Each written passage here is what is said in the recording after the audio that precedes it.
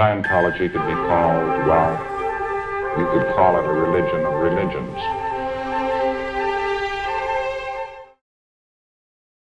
Cool. Well, where would you like to go today?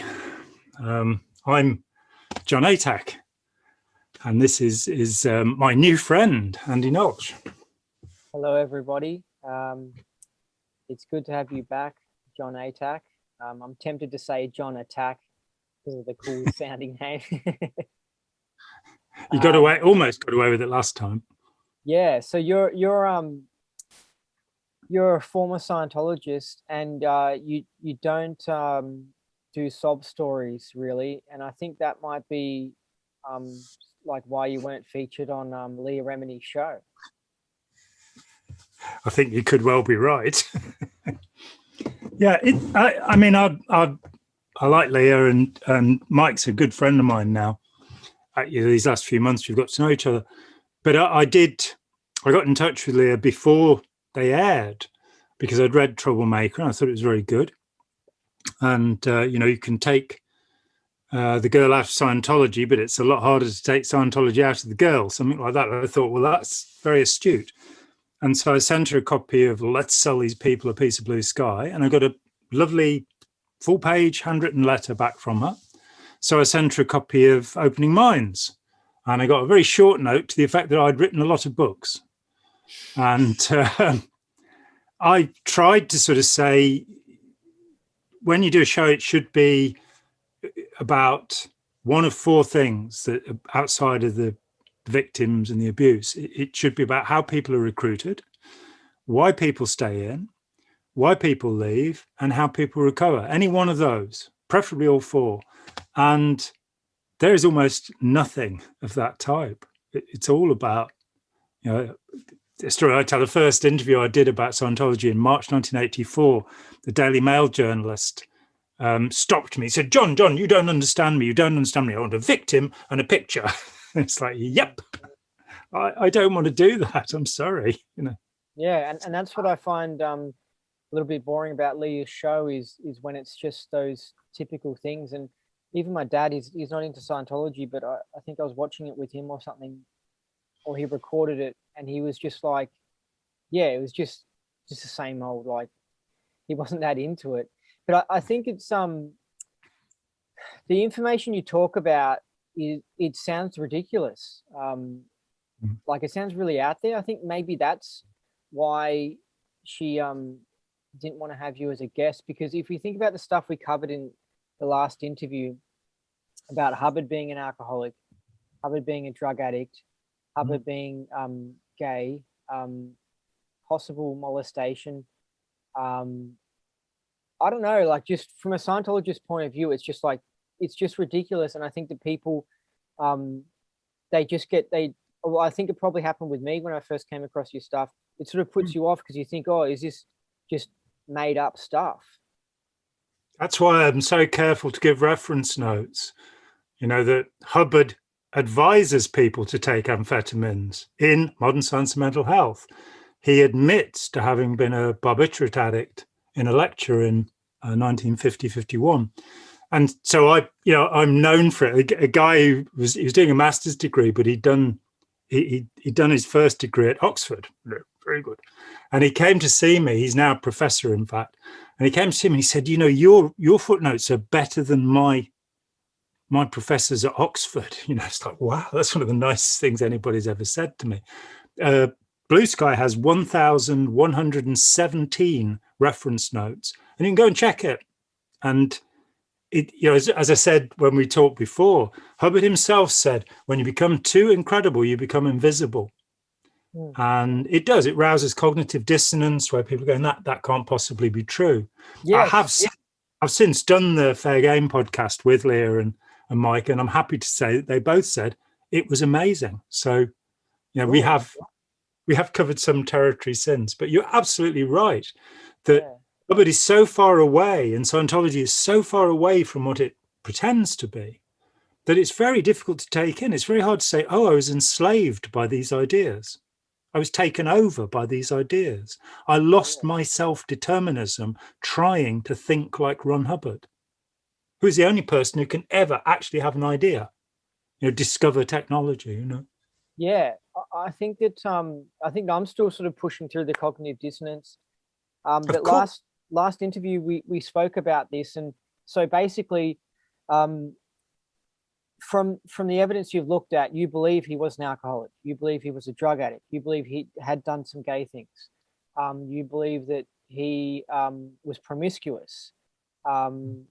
What about the molestation? Because that's a real extreme thing. Well, the worst story that I heard, and I was very hesitant to say who it was until a month or two after I said something about it, somebody made it public. So the story is, I talked with the senior CS from ASHO, and she had just overseen a session. Well, she hadn't just then. She'd overseen a session where one of Hubbard's auditors was very upset and needed a session. And in that session, she said that she'd been auditing Hubbard, and Hubbard had had an upset, what he would, Scientologists call an ARC break, because Mary Sue Hubbard, while auditing him, had got up and left the room, which is a violation of the auditor's code. And he was very upset. And what he said in that session was that he'd told Mary Sue that he'd had sex with their daughter Diana when she was 14 years old. Now, my point was that the person who told me this story was somebody who knew Hubbard very well and known him for years, and she left Scientology that day. She had absolutely no doubt that this story was true. Since then, wow, it's come around from other places. Has it? So, and here's something weird. The only relative of Ron Hubbard who is still in Scientology is Diana. Suzette's gone, Arthur's gone, Roanne's gone. Of course, all of the, actually his daughter from the first marriage, Catherine, she stayed in Scientology for a while, but everybody else is gone.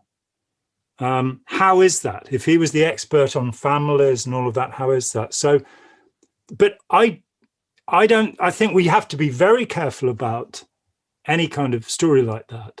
That's the kind of thing we can't prove. Jerry Armstrong says that he and Omar Garrison had letters from Hubbard when he was about 16, where he talked about enjoying buggery, which is why Jerry calls him Johnny Good Bugger after the battlefield Earth.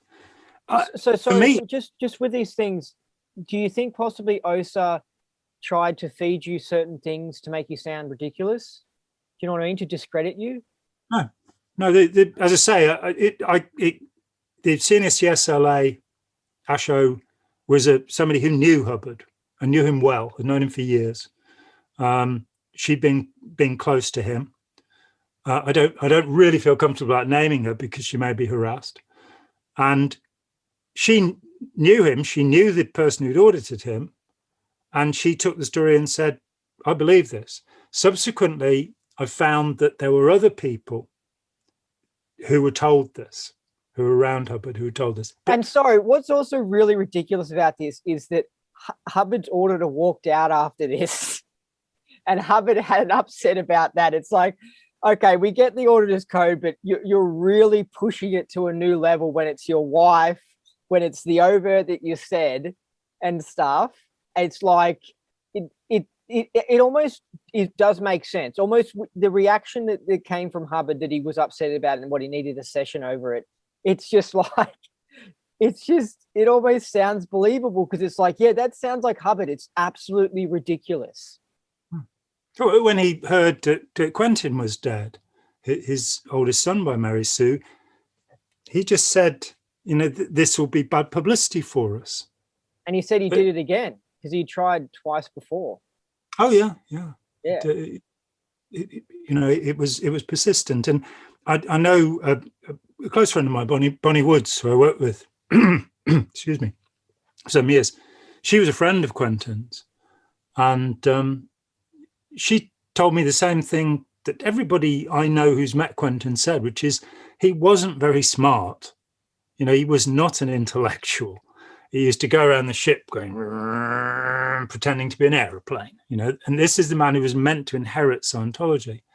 But putting that aside, what's important is he was a lovely guy, you know, that everybody I've talked to that knew him, and he couldn't take what his father was doing to people, all the severe reality adjustments, all the overboarding and the chain lockers, all of the punishment and the sadism. One of the stories we didn't get into last time was the Charlie Riesdorf story, that Charlie Riesdorf had upset Hubbard, and so he had him push a peanut around the wooden deck of the Apollo with his nose, with the crew watching. I think there was a woman who was forced to do the same. And that's just sadistic. That's just, you know, and Hubbard humiliated people. He loved to humiliate people. It's, you know, talk to anybody that worked with him and they'll talk about the severe reality adjustments, about him trying to burn them to the ground psychologically. And the filming of it makes it more embarrassing for the person, because there's footage of them acting ridiculous or being so pathetic or whatever. And yeah, I mean, if you look at the Shrinking World of L. Ron Hubbard, Charlie Nairn's film, there's footage of the seal hook, and you can see them with rags tied around their arms. This is 1968. This is not long after the beginning of the seal, the elite core of the universe. And they are so, if you do a tone scale assessment on these people, they are just absolutely miserable. That, you know, they are so destroyed. They're not gleaming, shining beings. They're just cowed. I think that's the word that Hubbard used to people around suppressives. And he delighted in that. You know, he wanted to be the super powerful being. And, I think his aim was to make every postulate stick. So that's like, you know, ultimately just he's always being OT. Maybe it's not necessarily psychic abilities. It's just more, you know, you get your way all the time.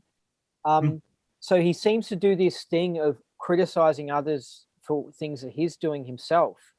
And what's interesting is we've got the OT8 document where he mentions Jesus was known for bursts of anger, which is kind of interesting because it's like, that's exactly what you're known for. And then it mentions sex with little boys. And you think, is this a continuation of Hubbard doing the same thing again, as like he'd done something like that and then he's criticizing someone else so that, you know, people don't think he would ever do something like that? I mean, I do strongly feel it's important to put aside those things which you cannot prove. So in terms of, you know, one witness, Andrew Teboyan, says he saw him molesting a 12-year-old boy. That's one witness. I'm going to take it into account. I'm going to put it on the list, but I'm not going to believe that it's true. The same with the story about Diana. Unless Diana comes out and says, yes, that happened to me, it may or may not be true. It points in the direction of the magician, of somebody who wants to control. And an interesting point on that, you know, because it connects with Aleister Crowley's stuff as well. So it's not a ridiculous statement. It like it's possible. Yeah, in the PDC there are 3 references to Aleister Crowley. The Philadelphia Doctorate course in December 1952, and he calls him, is it my dear or my good friend, my very good or my very dear friend? They never met. Crowley thought he was a con man and wrote to warn people about him. I interviewed Crowley's biographer, who had all of Crowley's documents. John Simons wrote a book called The Great Beast. And, you know, Crowley was an extraordinarily unpleasant human being. That's my perspective. He wasn't just a heroin addict and somebody who was into extraordinarily weird sex, which I'd rather not talk about publicly, actually, because it's so disgusting and very few things concern me in that way. Profoundly masochistic sex, let's put it that way. So, but did it involve anything with it didn't go as far as like dead bodies or animals or anything, did it? It was not necrophile, but you pushed me to it. That there is a Crowley document that refers to him delighting in the discharge that is given off by a woman when she has gonorrhea, which is called leukorrhea. You made me do it. It's your fault. But is that what he uses it in his magic or something? Well, it was part of his submission to the Scarlet Woman, the whore of Babylon. So he has to be like humiliated and disgraced by, it's some sort of, because I know sexual perverts have these weird things that they do, and they use tools, and they're quite they just go all out. So I guess he was one of them, and maybe Hubbard was one of them. Well, Hubbard was one of them. I got very interested in the ceremony that the Babylon working, as it's called, that Hubbard did with Jack Parsons, and I think I worked out I've certainly never seen it in print anywhere else. And I talked with people in the OTO in America and over here, and as I say, interviewed John Simons. And what nobody had said was that what they were trying to do was a ritual which is called, get this, OTO 8, the 8th ritual of the OTO. And that is what the Babylon working is. Of course, Parsons wrote up the Babylon working. During that ceremony, Jack Parsons took his wand out, and wand in sex magic means penis, and masturbated in front of Hubbard. Somebody criticized me for saying it was a gay ritual, one man watching another man masturbating. It's like, well, okay, it doesn't matter to me what's going on here. Only I just think it's a little odd watching another bloke wanking, but whatever turned Hubbard on. And they listened to, I think it's the Isle of the Dead, the piece of music they listened to, and went through this nonsense trying to conjure up the Scarlet Woman, trying to bring a woman along. And Parsons, of course, thought it worked because Marjorie Cameron turned up, and Cameron would then be his muse from then on. And then he would use her to make the Antichrist baby or something. Is that what they were trying to do? Yeah, that's what they were up to. And it's described, when Crowley says they're being ridiculous, he talks about the idiocy of these louts in a letter which was mistranscribed as goats. People keep writing to me and telling me it's goats. And no, I've talked with the people who transcribed it. It was louts. It wasn't goats. It's just gone into print that way. The original letters have all been destroyed because they were thought to possibly have some magical power, which these people get into some very strange beliefs as far as I'm concerned. But Crowley says, talks about the idiocy of these louts, talking of Parsons and Hubbard. But what they were trying to do is what he describes in his novel, The Moonchild. So I think he was just annoyed that they jumped the queue and were doing what he'd been trying to do all these years. They wanted to incarnate the destroyer of humanity. And there are people who might think that's a good idea. And there are people, who might think, as Hubbard said in 1968, responding to Alexander Mitchell's articles in the Sunday Times, that he broke up black magic in America by watching Jack Parsons masturbating. But I don't think that really worked, Yeah, it's like he was engaged in it a little bit too much for just someone there who was trying to stuff things up. He got right into it. I think maybe the Antichrist stuff was trying to destroy the enslavery of Christianity on Earth. Because Hubbard believed, I guess, Christianity was a control system, an evil alien control system or something. And then it's kind of interesting because then he creates almost like a new version of Christianity with his church. Which is another and fascinating story. Why is it called the Church of Scientology? Why?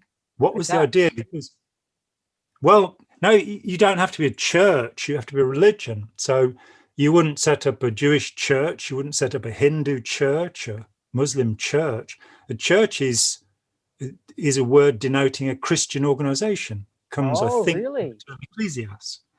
And I haven't deeply researched this, but as far as I know, the first person to call a non-Christian and indeed anti-Christian organization a church was Ron Hubbard. And there's something very strange about it, that the registrations, the first registration of the Church of Scientology is in Camden, New Jersey in December 1953. And it's signed L. Ron Hubbard Jr., and Mary Sue Hubbard. So that's the registration. He would always say that it was Burton Farber who founded the first church in February 54, which is just Church of Scientology of California. And it was almost, it's like he doesn't want to be the one that's held responsible for calling it that, just in case it goes wrong. The same way that in Science of Survival, he says other people are discovering past lives in their auditing. It's not down to him. Did you say that? Did he really say other people? Yeah. He's saying there are reports coming into the foundation. He's just so full of it. Even the fact that, like, how could he make these clears in the first book without going to past lives? Because after that, it's like suddenly like, oh, you have to, on Ned and all these other things, oh, you all have to go into past lives. How did he make the clears without past life stuff? I thought we were going for basic. I mean, it's just full of it, you know? Yeah, and it's not consistent, and you can't add it together in any way. And what's interesting is what is consistent is this hypocrite thing, right? Yes. Because he criticizes Christianity and everything, and then he does a similar thing by setting up a control system in a church and it deals with demons or whatever, like the entities. And he criticizes. It's just funny because he's criticizing Christianity and then he just does the same thing, and it's just, that is consistent that he continually does that. Yeah, that term and opterm, I think, is the what he called it. That you know, he believed that the it's a two-terminal universe, and you have a negative and a positive, which is a pretty simplistic view. If he'd studied Buddhism, he'd have seen that Buddhism argues from 4 points, not from 2. It's a fairly complicated system. But he never did study Buddhism. He just claimed to be Metteyya. Now, if we go back to the religion angle, of course, on the 10th of April, 1953, Hubbard writes a letter to Helen O'Brien, who's the head of the Hubbard Association of Scientologists, and I said last time, wrote, for me, one of the few books that should be read about Scientology, Dianetics in Limbo. I don't think it's ever been published. I had the Library of Congress copy, and then Helen actually sent me the full manuscript. And I wept at several points through it because the story is so poignant. But he writes to her and says, what do you think of the religion angle? And he basically says, we're not making enough money, and I think we could make more money. And she's a bit tepid about the religion angle. So it waits, and that's April. It waits until December. He registers 3 churches. And one of them is the Church of Human Engineering. One of them is the Church of Scientology. But the third one, when they came to compile this lovely book, Hubbard, of course, never looked at anything. The publishing was all down to John Sanborn. Hubbard didn't have time to even redraft anything, which is why Dianetics is such a mess, the book.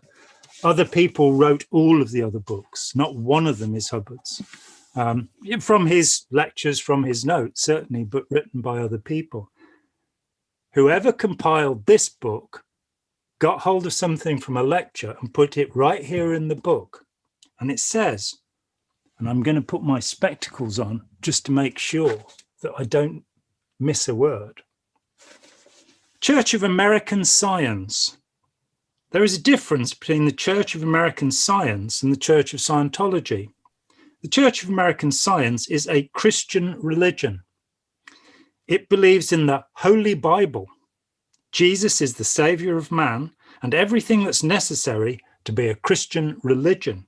So he founded a Christian religion on the same day that he founded the Church of Scientology. Whoa. In New Jersey.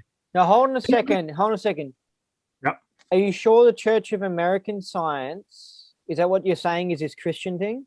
You sure that wasn't some like Mary Baker Eddy or whatever that already existed in America at that stage, and he was just the registration? I have the registration papers from the registry office in Camden, New Jersey, for all three of these groups. They are signed, all three of them, by L. Ron Hubbard Jr., and Mary Sue Hubbard. And he literally invented that name for a church. Like Yes. he 100%. Church of American Science, not the Church of Christ Scientist or Christian Science, but the Church of American Science. And it's very important. This is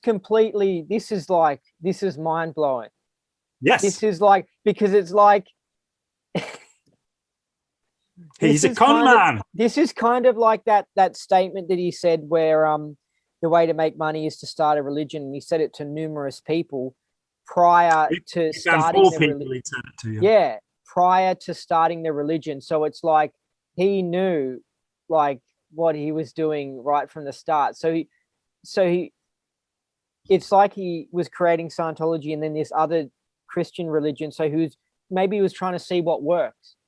Well, listen here. This is from a lecture given on the 4th of October, 1954. Okay. So it's got the lecture date on it in this book, published by the Church of Scientology and copyrighted to L. Ron Hubbard. So, Church of American Science is a Christian religion. It believes in the Holy Bible, Jesus is the savior of man, and everything that's necessary to be a Christian religion. People who belong to that church are expected to be Christians. These two churches fit together, Church of Scientology, Church of American Science. We take somebody in as a Church of American Science. It doesn't disagree with his baptism or other things like that, and he could gradually slide over into some sort of better, wider activity, such as the Church of Scientology, and a little more wisdom, and come a little more close to optimum. Then if he was good and one of the people that we would like to have around, he would eventually slide into the Hubbard Association of Scientologists International. So we have provided stepping stones to Scientology with these organizations. So this is like some sort of front group he was creating in order to recruit people into Scientology. Yes, but he was in order to recruit Christians who would then do something better than Christianity. That's the word he uses. They could slide over in something better than Christianity, which is Scientology. Mm. Now, he also, of course, years later would write a letter to a Roman Catholic in which he claims that there's nothing incompatible between Christianity and Scientology. And you're kind of going, reincarnation, Xenu, the claim that Jesus is an implant, the claim that Christianity was invented in 600 BC by a group he called the Nestorians. But this is where Hubbard's because he said like you just get you get in this, and maybe he knows he's doing it, but by 1 minute saying Christ doesn't exist and then Christ does exist, I mean, it's just like, what the hell is he on about? He just confuses everything. You're starting to believe what I said about him taking drugs. I don't think there was anything deliberate. I think he's just confused. It was years before I went, almost every lecture starts with him saying, what day is it? Oh, really? Wow. And in almost every lecture, he gives the topic of the lecture, talks about it for a minute, and then tells you a load of stories that have got nothing to do with it. And then at the end, he kind of comes back again. I'll tell you a story about that. In 1984, I interviewed Joe Scott, who was Hubbard's secretary at Fitzroy Square, is it? When he was in London in 54. And because things were getting a bit dangerous in America for him at that time. And she said he'd get up at around about noon, and so do I, so there's nothing wrong with that. He'd be eating his scrambled eggs, and he'd say, Joe, what do you think about such and such? And for 20 minutes, she'd tell him what she thought. And then she'd go into the lecture theatre that afternoon, and she said, I'd be standing at the back of the hall, and I'd be going, well, the back of the room, it wasn't that big. I'd be going, oh, he's so brilliant. Hang on, that's what I just said to him. She also said to me that he told her that the book Dianetics was channeled. It was automatic writing, and he does make a reference to research through automatic writing in Original Thesis, I think it is, or in Evolution of a Science. It's one of those. So he does admit to using automatic writing. And she was confused. It was 30 years later, 84, 54. And she comes to me and she says, he said this thing, I've never understood it. He said it was automatic writing dictated by the Empress. Do you know what that means? And I was able to say, oh, yes, I know what that means. There's a book by Arthur J. Burks called Monitors.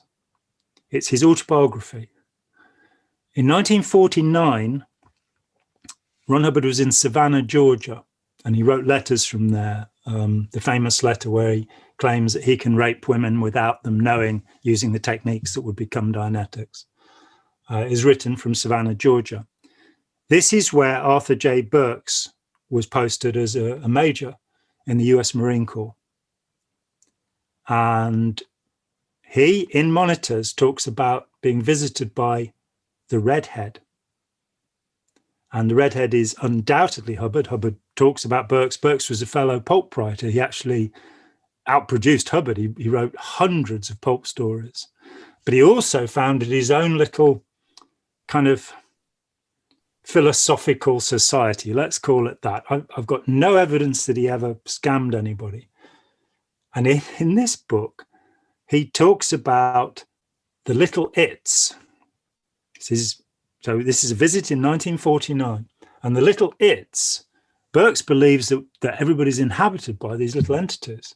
And he said the amazing thing was that the Redhead could see them. Now, he was aware of them, Burks was, but he couldn't see them. And Hubbard was like, oh, yeah, there's one over there. And he then gives this, yeah, you're with me, you're tracking. He then gives this story about Hubbard being a barnstorming pilot, which you've all heard, Flash Hubbard, as he was called in his youth. Makes you want to sing that awful Queen song. But I'm not going to. I'm going to refrain from that. Savior of the universe. Sorry, couldn't help it. And Flash. Flash. Yes. Very 80s. Very awful, but very glam. He says that Hubbard told him that he was never afraid when he was flying. And Hubbard did fly gliders. That is true. Barnstorming pilots, a little bit of an exaggeration. But he did fly a glider or two and had a license for them. We found it. But he was never frightened because when he looked out on the wing of the plane, his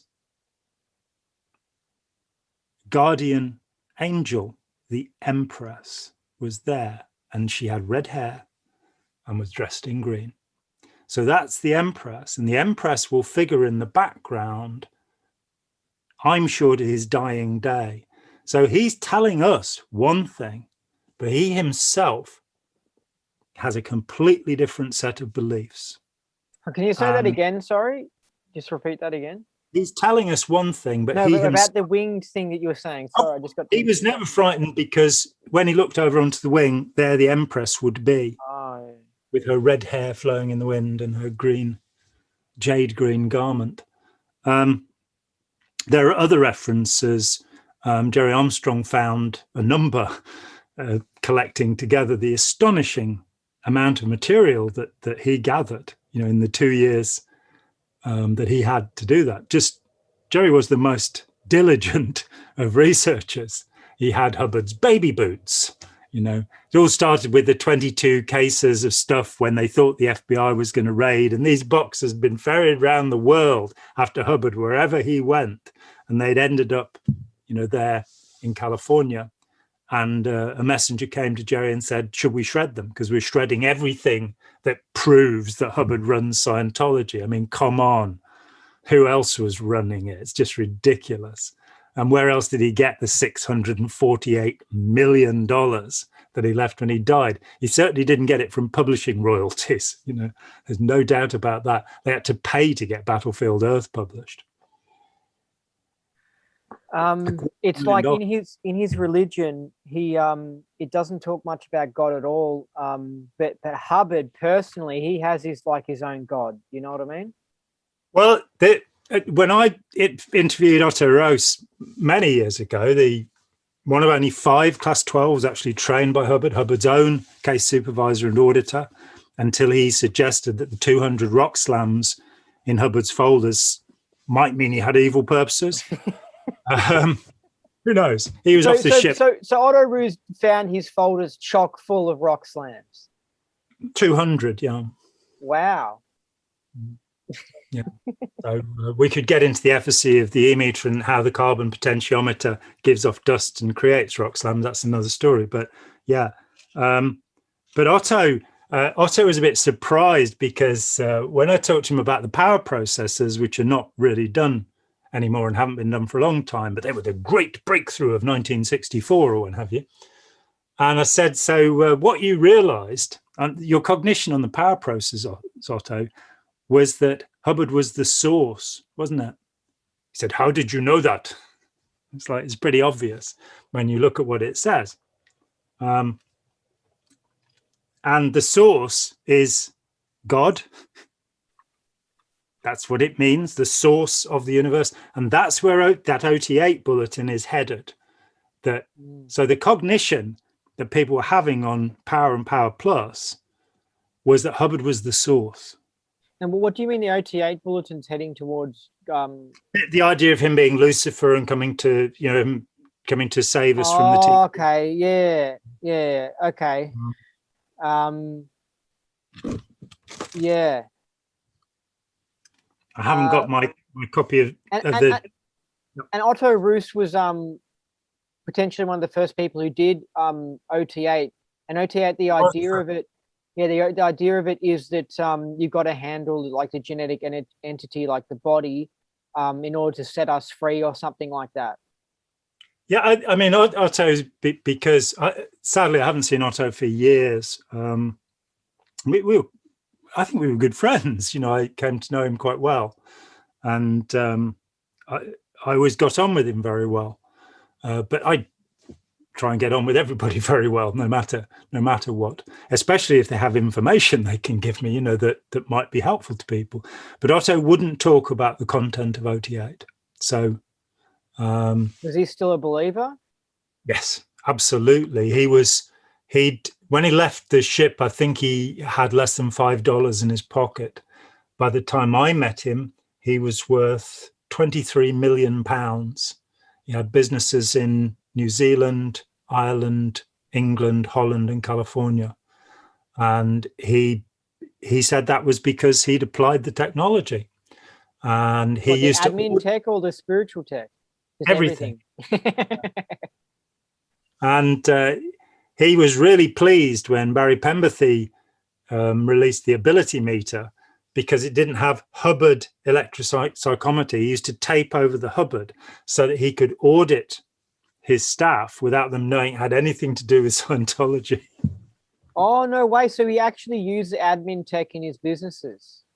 So he said, but I didn't look closely enough. I think there is something about, and I think it happens with some military people too, that there's something just about the sheer force of intent that people can have when they've been, pushed into a position of power and leadership. And Otto had great presence. Yeah. Well, I noticed that with people who aren't talented, when they get this idea from Hubbard that they can do anything and whatever, it ends up leading to a bit of a train wreck. Like they'll start a business and they end up becoming like scam artists because they're trying to be too OT and they don't have the ability. But if someone actually is talented and then they really believe they can do it, then it would really assist them to be successful. Yeah, exactly. And there is something about, a number of people who are involved with Scientology have gone on to become significant. I mean, how much to go? Ira Chalef, for example, is a world leader. He's an incredible in his field. His courageous followership and intelligent disobedience are recognized the world over. And it's 40 years ago since he was involved, but he worked for Hubbard. But Ira is a tremendously charismatic and empathetic human being, very much the kind of person that Hubbard wanted to recruit and weaponize for his own ends. He probably thought he could control an empath easier. Well, he seemed to, the story about the where he did assessments to find out whether the crew on the ship were soldiers of light or soldiers of darkness. This ancient, it's a view of the world, a dualistic view that says that there's a battle taking place. You'll find it in Zoroastrian. It's like Star Wars, basically. Like you're either a Darth, I don't know what Darth Vader's guy. A Sith or a Jedi. Yeah, it's like that. And it's ridiculous nonsense, but one of the fundamental ideas that is underneath Zoroastrianism or Zarathustrianism is this endless battle between light and darkness, with Ahura Mazda, the god of light, and I think it's Ahriman, Lucifer comes into their thing too. That becomes a form of Christianity that's called Manichaeism. And it's a dualistic world. You belong to the good or the evil, and that's that. Hubbard actually had people put on the e-meter to see which group they'd come from. And I was told that he promoted all of the people that had been soldiers of darkness. No way. No, that's a big statement. Whoa. It's the point where Alex Sibursky rises up and will later fall. But someone told you that, really? Yeah. I thought he would have done those e-meter tests, and then the people who were the darkness, he would have kicked off the ship or something. Yeah, some chance. They were sent out to make money, make more money, make others produce so as to make even more money. The governing policy of Scientology. So hold on a second. So his soldiers of darkness he sent out as Regis? Sibursky, also known as Berserksky, was sent to England in June 1974 for what was somewhat pathetically called the Battle of Britain. And they set up a huge marquee on the grounds at St. Hill. They crush Reg to get everybody there. This is the most important event of your life. You have to be there. And when Everything in Scientology is the most important thing, and it must be done now. And it always happens to involve money. Oddly enough. Yeah. It's called the scarcity principle among people who study influence, that you've got to do it now. You've got to buy it now. You've got to have it now, because tomorrow it'll be half price probably, because we'll have so many left over. Can't get rid of. It's in big league sales as well, the book. It is. Yeah. But also you can manipulate someone better if you're just half an hour sales talk, bam, you get the whole sale in. Except if you spread it over like 2 weeks, it's like you're unlikely to manipulate them as well into buying it, Yeah, absolutely. Yeah. You've got to use immediacy as a way of getting people to do things. So basically they were told they couldn't leave the tent until they'd signed a postulate check. So that would be back in the old days when you had little paper checks. So you'd sign a check for however much and put a future date on it. And then they'd cash it when the date came. And it was reckoned, I got in 5 or 6 months after this. Nobody ever mentioned it to me. All the time I was in Scientology. And all the people that I met when I first got in knew about the Battle of Britain. And it was reckoned that perhaps half the membership in Britain left as a consequence of this thing. Sibursky gets the blame. I later found he was briefed by Diana. Diana was briefed by Ron Hubbard. It was that simple, as ever. Put your head on a pike, blame somebody else. Yeah, he did this numerous times. So was Sibursky labeled a soldier of darkness or what? That's my understanding, that he was promoted because he was believed to have been one of these. I mean, I interviewed a number of people who'd worked in the Guardian's office doing the nasty stuff. And several of them told me that they believed in their last lifetime they'd either been with the SS or the Gestapo. And now they were making amends for it. I don't think they were making amends for it. So, but you're really telling me that he did this check if you're a soldier of light or darkness, and he promoted the darkness people, right? And some of them he sent out as salesmen. Yeah. It's like, wow, that makes sense, because it's like he knows that they don't give a shit about others, so they're going to be excellent salesmen. That makes sense. You then have the Kali ritual that was performed on the ship, and I'm not got into this to my satisfaction, and somebody ought to, probably Chris Owen will go out and find out about it, because Chris can find out about anything. He's brilliant.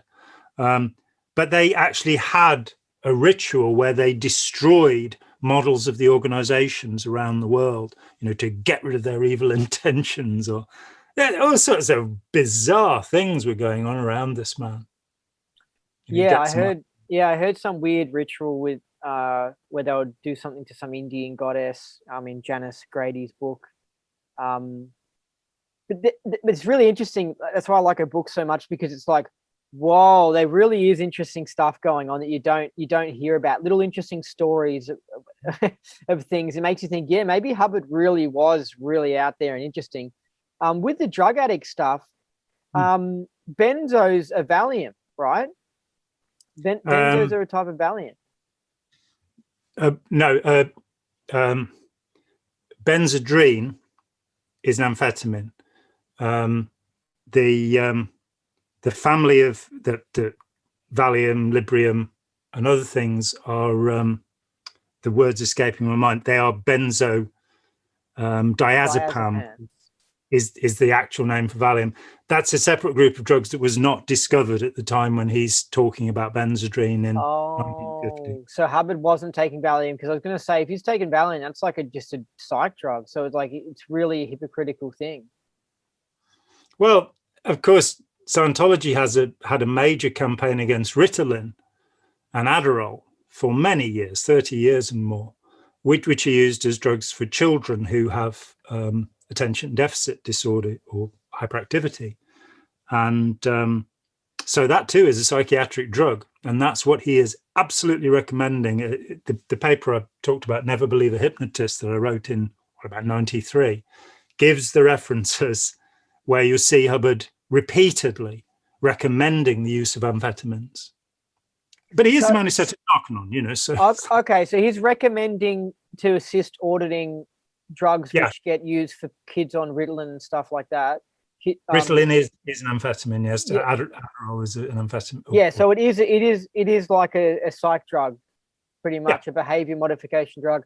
I think it makes sense with his auditing, because he recommends coffee, and coffee speeds up the mind or something like that. So he just took it to a new level by then making it speed or amphetamine or whatever. It's just a more extreme version of coffee. So, and he doesn't say have a cup of coffee. What does he say? Have like a strong cup of coffee, or like a scalding something or whatever.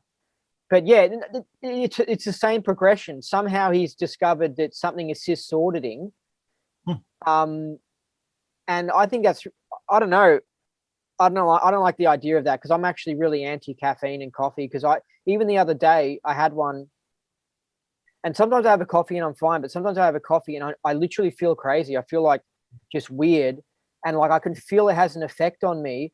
And one time I was doing some like meditation, and I'd taken one of these thingos that were like a vitamin thing, but basically they just chocked this vitamin full of all this caffeine.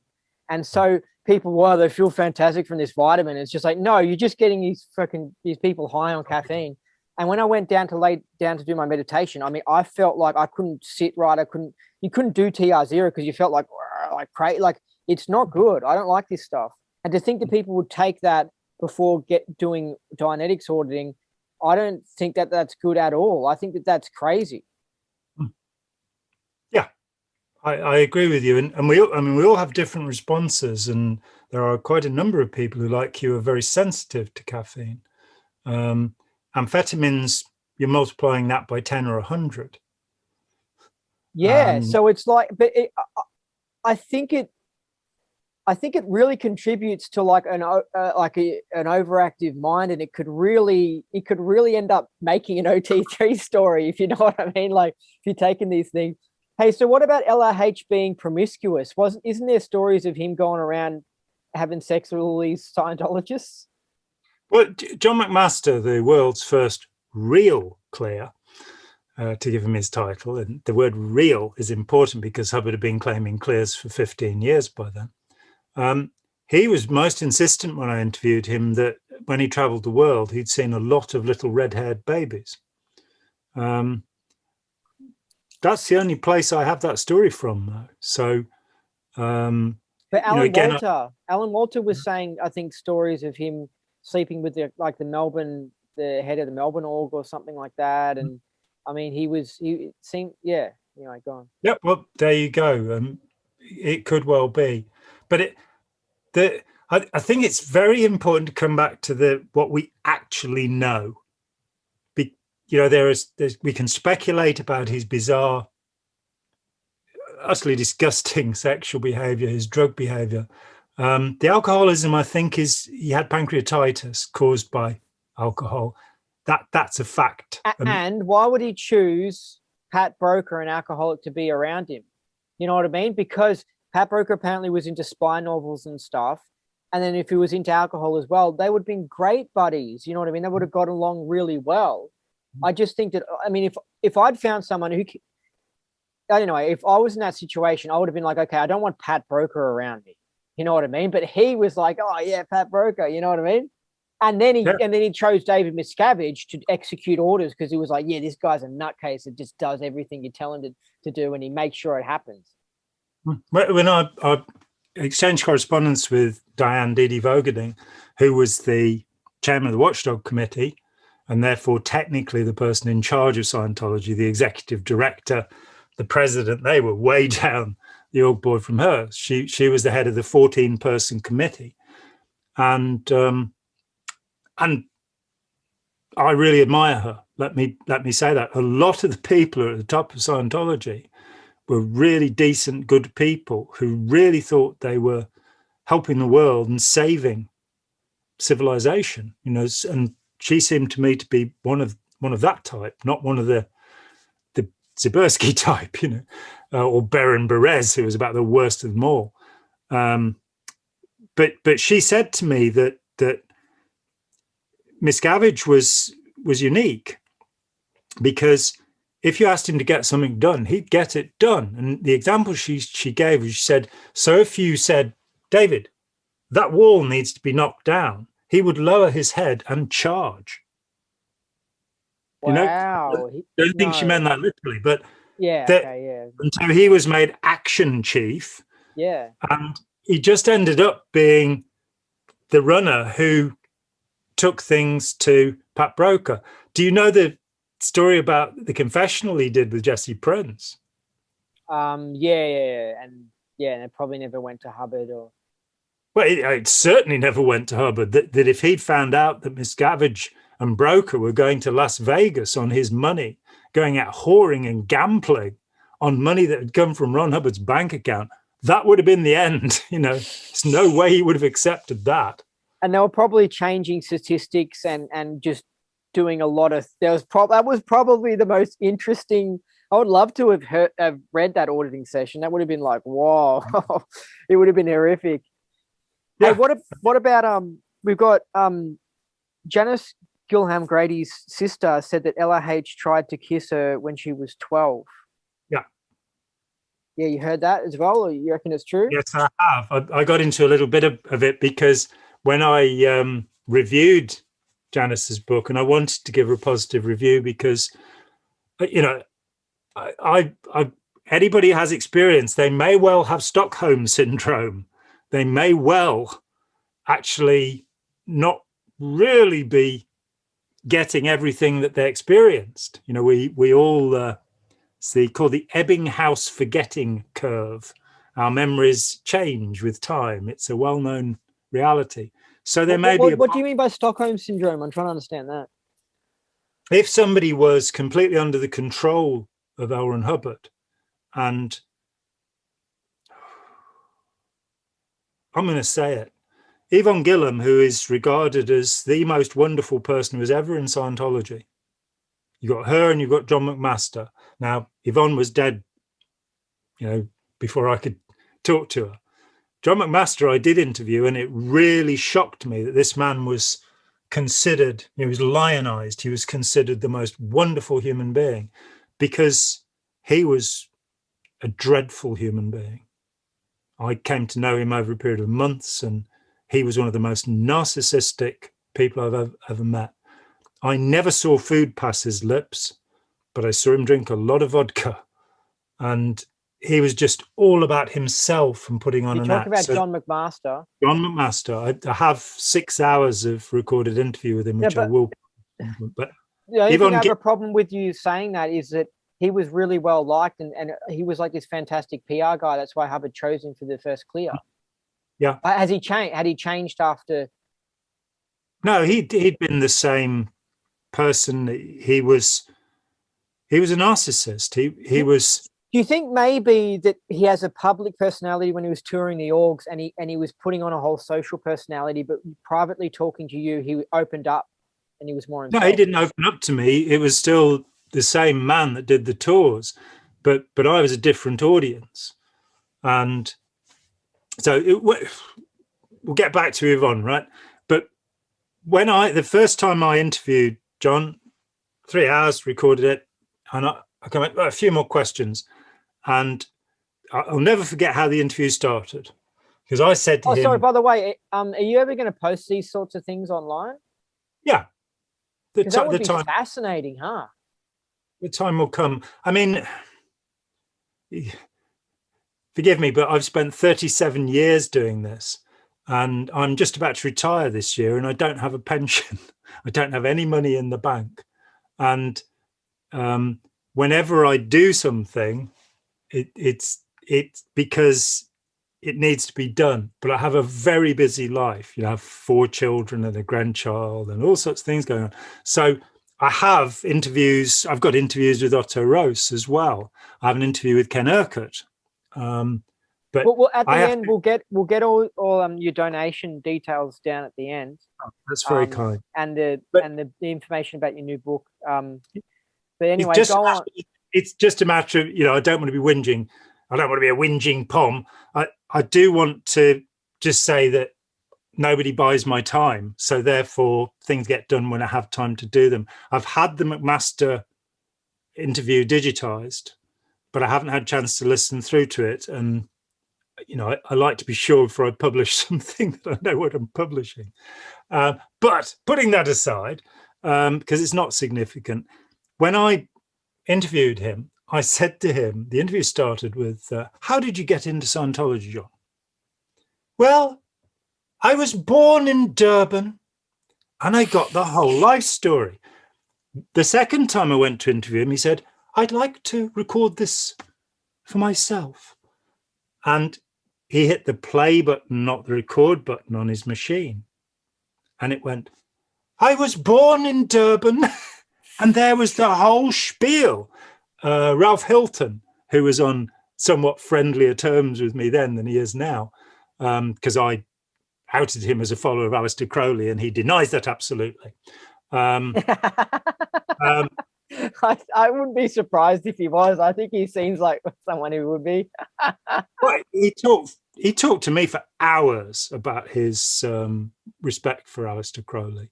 And he also criticised me for saying that Steve Bisbee was involved with Aleister Crowley.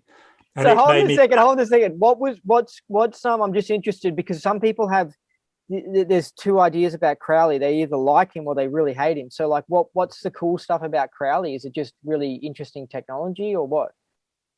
No, there's no technology. He was an awful human being who. That's a complex subject. We should probably do a separate thing. I'll ask you later. Okay, I'll ask you that later. But yeah, Ralph criticised me online for saying that Steve Bisbee was into Aleister Crowley, and it made me laugh. Steve was a good friend of mine. He carried on auditing. In fact, Otto Rose said he was the best auditor he'd ever had. That's how good he reckoned he was. And I wasn't into Scientology anymore. I didn't believe that, but that doesn't mean you can't be friends with people. So Steve and I, through to his death, we remained friends. But it made me laugh because the last time I saw Steve before he died, I went to his house in East Grinstead. So I'm getting confused here. Who's Steve Bisbee? Steve Bisbee ran the Advanced Ability Centre, East Grinstead. He was an OT5 auditor, flag trained auditor in CS, and he defected with his partner, Morag Belmain. They're the group that, through Ron Lawley and Morag Belmain, actually took the OT levels from the Denmark organisation. So that's how OT5 and OT4 indeed leaked out into the world. So Steve was the top guy in that group, though he was not involved with that particular escapade. I spent the day with them after they got back. They were making photocopies of OT packs and drinking magnums of champagne and what have you, which is great, good fun. But so Steve was a highly regarded independent auditor, and Ralph Hilton was incensed that I should suggest that Steve liked, Steve was into Aleister Crowley. It made me laugh because the last time I saw Steve, the first thing he said to me was, "Don't you just love Aleister Crowley?" It's like, and I said, "No." And that was the end of that bit of the conversation. I read a little bit of Crowley and I was just like, this is the hardest thing ever to understand. This is like something you'd have to jump into and be into it for your whole life in order to just read one of his books. I was like, what is this? Yeah, I find him pretty much unreadable. I was very glad that he tends to put in bold the things that he thinks are important. So when I wrote a paper called Possible Origins for Dianetics and Scientology, which shows that Hubbard takes more from Crowley than from anywhere else. Fortunately, I only had to read the bits in bold, and there it all is. So what were we saying? I was talking about evil. You're talking to John McMaster, and I'm still surprised that John, you were left with a bad impression of him, like he was an egomaniac and all this sort of stuff. So did you see through his fake pretend personality, like his fake social personality? Well, I think the thing is that when I visited him, he lived in abject squalor. The tiny little place he lived in was atrocious. And sorry, can I say as well? I mean, I don't mean to offend people who are clear and that sort of stuff, but I mean this is signs of somebody who's an OT or a clear like this. I mean, this is where they end up. Like it's a totally believable thing. Like it's not like he's suddenly this amazingly successful rock star. There are heaps of people who have gone clear or OT and they end up being like what you're saying, where they're just like they struggle to pay the rent. Yeah, and the significant problem was that he was a profound alcoholic. He wasn't just somebody who drank. As I say, in the year or so I knew him, I never saw a morsel of food pass his lips. It was the cheapest white wine or the cheapest vodka. And he was just... This is the world's first clear. This is the world's first clear. This is where it ends up. And this makes you think that clear just isn't real and it's just made up. Well, I mean, his own story about that was that he was one of the people who spent months digging the ditch, as Hubbard put it, of going through the term bullshit of the clearing course, where it's to be or not to be. Imagine a light, imagine a shock.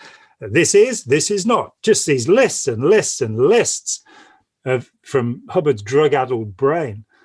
And they did this for months and months. And then one day, Hubbard, according to John McMaster, and I do have it on tape, Hubbard came up to him and said, "Right, you're the first clear." He had no idea that he'd finished. There was no clear cognition. There was nothing like that. He was just told it was now time. Yeah. But why wasn't Hubbard the first clear?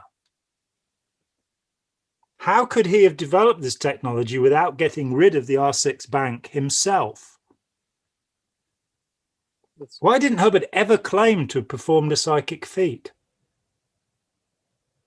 Not that I've seen, not ever. If he was this great OT, you know, there was something a little bit odd about that. Nearly all of the other great gurus, like Sai Baba or Rajneesh or what have you, they claim to perform miracles. Hubbard didn't seem to do that. He always, you know, somebody else has raised somebody from the dead. That's my favorite claim in Scientology. You can raise people from the dead using it. So McMaster, do you think that when you saw him, he'd gotten worse, and he was actually better when he was involved with Scientology? Like you'd seen him as he'd gotten more into alcohol, and he just, yeah. It was a lie. It was a lie from beginning to end. At that time, I interviewed him in '84. There was a group that had set itself up in LA called the Gay Theta Association. Good for them. And so I wrote to Jon and I said, you know, because it seemed rather obvious to me. So I said to him, it's fine to be gay. It's okay. Look, there are these people. And why don't you get in touch with them? And I got this incensed 7-page letter where he told me, you know, what a ridiculous idea that he was gay. And when I told this to Otto Rose, Otto laughed and he said to his secretary, Pat, come here. Tell Jon what Jon McMaster said to me on the phone, because when he was talking, I held the phone. Oh, Otto, he said he'd like to suck your big, fat, juicy cock. Which I think is a little bit gay. So when he was on tour, he had a secretary, a guy called Colin. A guy. And that, you know, I think I told you that I had a call from a Hollywood set designer who was one of the first 10 clears. This was in the 90s. This guy phoned me up and he said, I've never worked out how it was that 7 of us were gay. Hey, I just thought of, yeah, I know that, yeah. I just thought of something though. How did Jon walk around promoting Clear as a world's first Clear when he knew that it was kind of a scam? Like, did he comment on that? The reason that Jon believed, and it's often the case with Scientologists, that usually quite early on, you have an experience that you can't quite explain. Something out of the ordinary, something that you might even think of as, it's inexplicable. You might even think of as miraculous. This was my interest the first year after I left. I asked everybody, what was your first high? What was the thing that got you? And it was usually TRs or an early auditing session. People don't know about the Ganzfeld effect, that if you stare at something for long enough, your brain starts to fill things in and you start to hallucinate. You'll also start to feel euphoria. It's quite normal. You feel it in meditation. Any fixation of perception, any repetition will do it.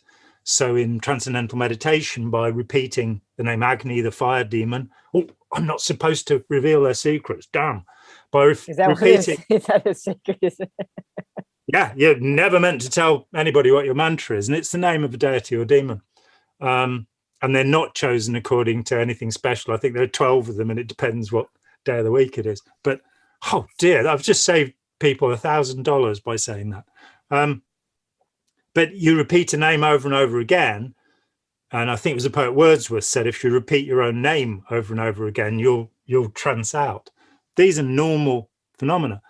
But people get high and they then try and get that experience again. It's like somebody snorts cocaine for the first time and they get really high. And after that, they chase that and try and get it. And they end up being a junkie.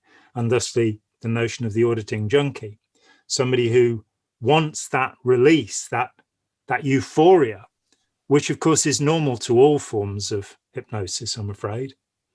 Euphoric states are very good indicators. Afraid it's typical. And as the cocaine addict can tell you, it doesn't actually mean you learned anything or are capable of making better relationships. In fact, quite the opposite. It makes people more narcissistic because they want to get high. And life's not about that. Getting high is okay. Getting high is fine every now and then. but life's actually about having relationships. It's actually about being pro-social. It's actually about helping the world and doing something good, because that's what will make you happy. You know, that is the only way to happiness, to help other people. You also shouldn't murder your friends and family, as the way to happiness says. Anybody else is fine. And the lies you tell should not be harmful. You tell lies. Dear, dear, dear. So, so what you're saying is that John McMaster, he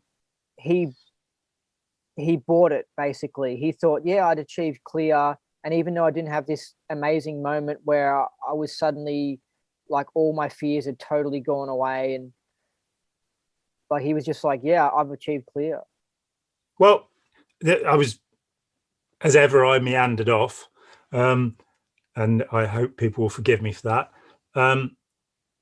John said that John had stomach cancer as a young man, and he had a portion of his stomach removed, and he was in terrible pain. And he had an auditing session when he met Scientology, and the pain went away. And he told me, and he's now talking certainly more than 20 years later, that the pain had never returned. So there are such stories from other forms of hypnosis. In fact, the most astonishing hypnosis story is one that comes from East Grinstead, of all places, that in the 1930s in the hospital, a man came in and he had scales for skin. So called ichthyoderm, where your skin forms in scales, and he had a hypnotic session and his skin normalized thereafter. So there is an incredible, almost, it's never been successful again, I don't believe, for this very rare condition, but very interesting. But that's to say that we have within us the capacity to heal. There's the placebo effect. There are all sorts of things. What happened with John was that something astonishing happened in his life, and that would be the foundation for everything he would later believe. Of course, his career in Scientology ended when he was overboarded and his collarbone was broken. And he was left in the water for 2 hours with a broken collarbone. Why didn't they take him out of the water? Hubbard told them not to. Jesus, really? Why does anything happen in Scientology? So they just had to, did they have a floaty, or did they just have to wait in the water? I don't know. I don't think he had a floaty. He didn't tell me he did, but that was it. He was done.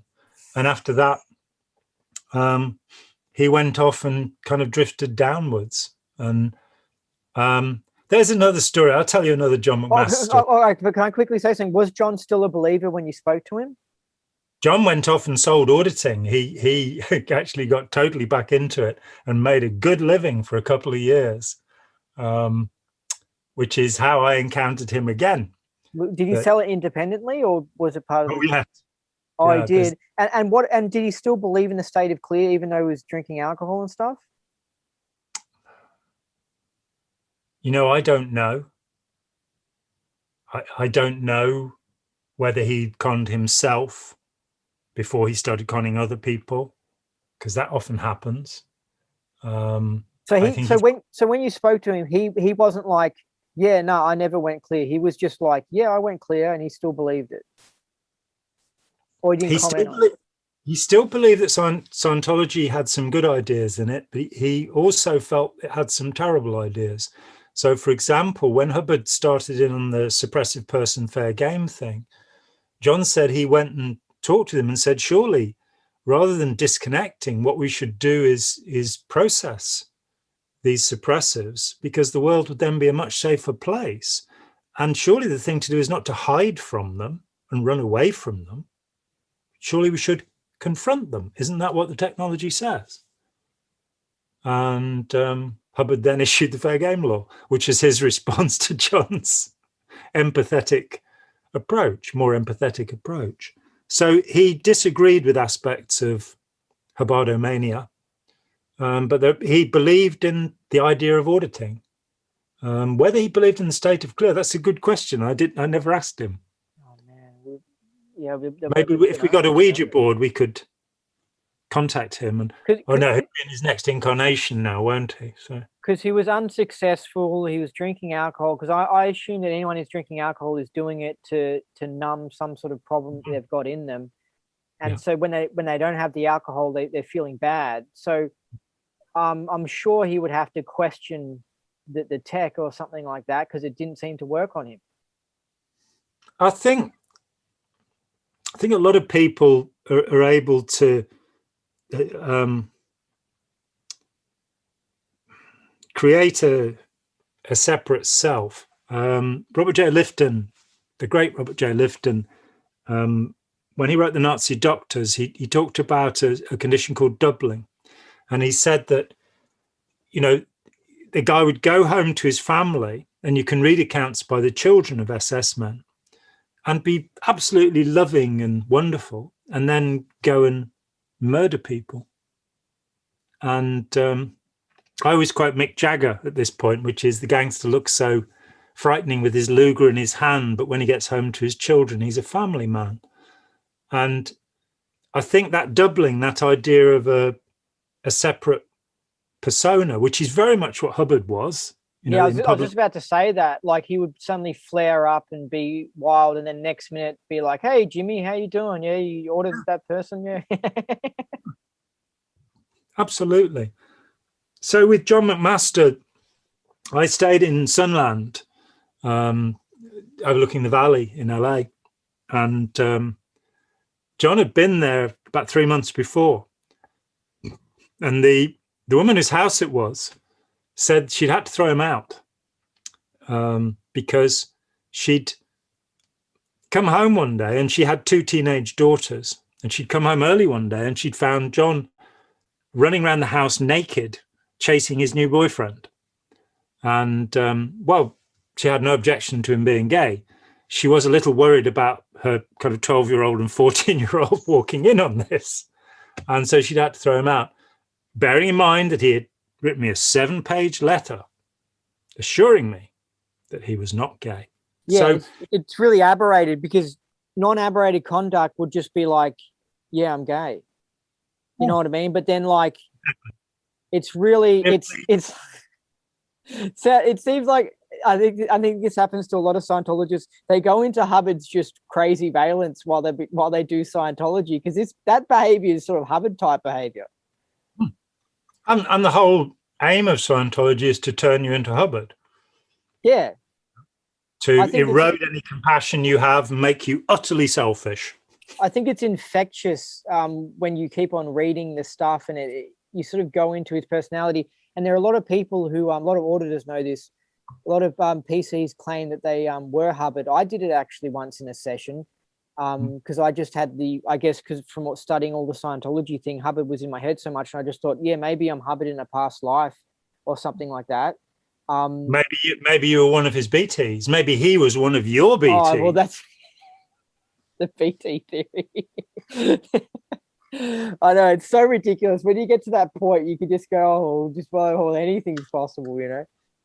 But it happens a lot. A lot of people, they originate, oh yeah, you know, I am Hubbard. I'm Hubbard reincarnated or whatever. And sad stuff. Anyway, I wanted to say this, and I feel mean saying it, but I'm going to say it.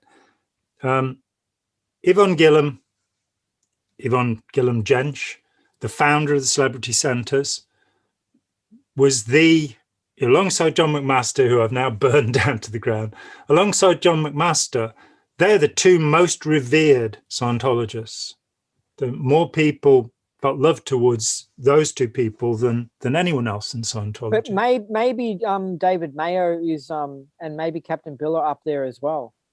No, they're not. There are people who've liked them, and there are people who've admired them, but there was a genuine affection.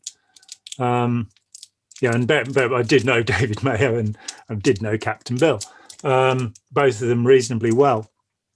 Sorry, I know we're going off topic, but did David Mayo... Anyway, no, don't worry. We'll go into that later. Just continue what you're saying, but I want to ask you about Mayo. I just wanted to make a simple point, which is that Yvonne gave all 3 of her children to Ron Hubbard to be on the ship, where they were not given a proper education, where they had no parent or caregiver, where they were just, and they were the first 3 messengers. Janice was 11 years old. As a parent,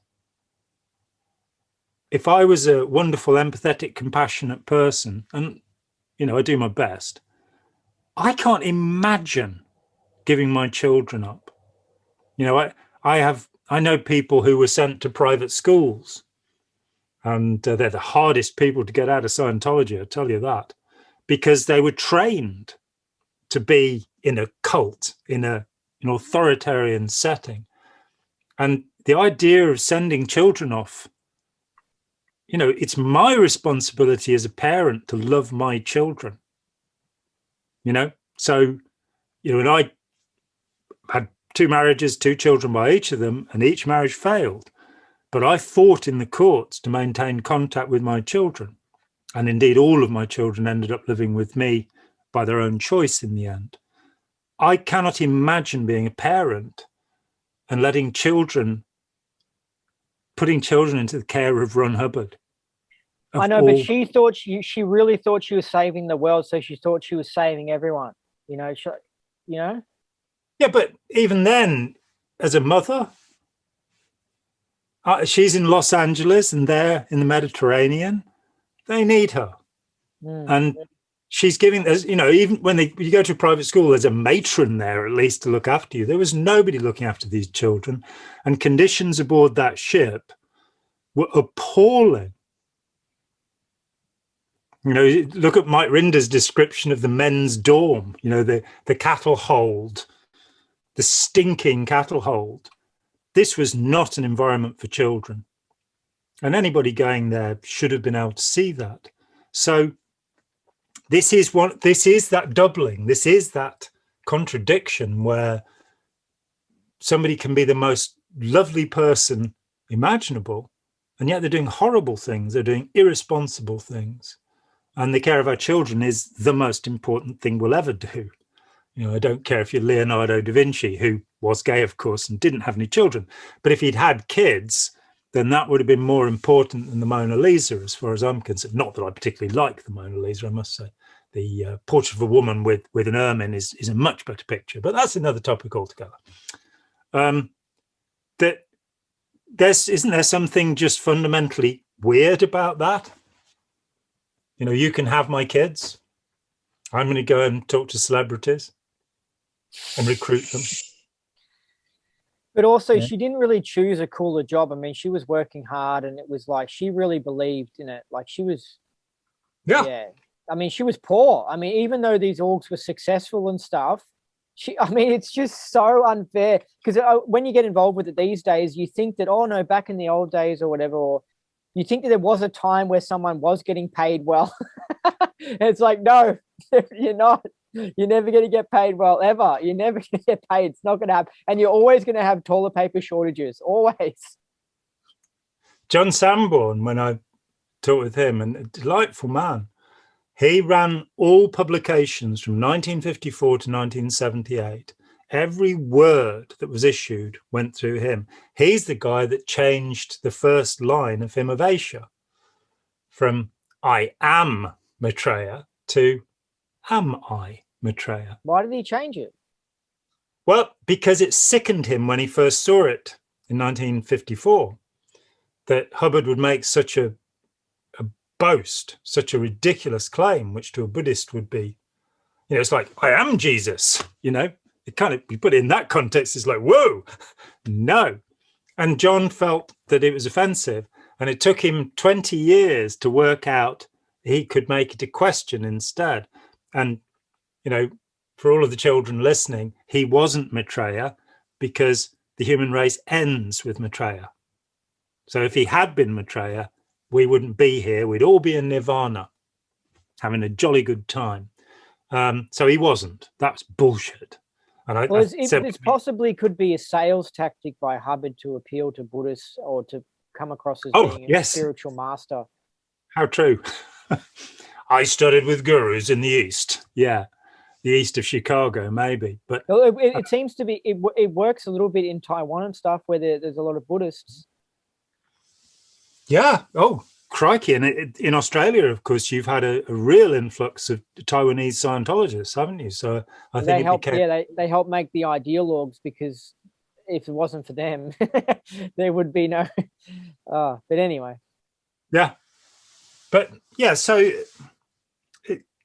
it's to say that even a delightful and wonderful person like Yvonne Gillam can be taken away from what's most important in life. And, you know, maybe my perception is wrong, but I'm sticking with it. I think that our kids are more important than anything else.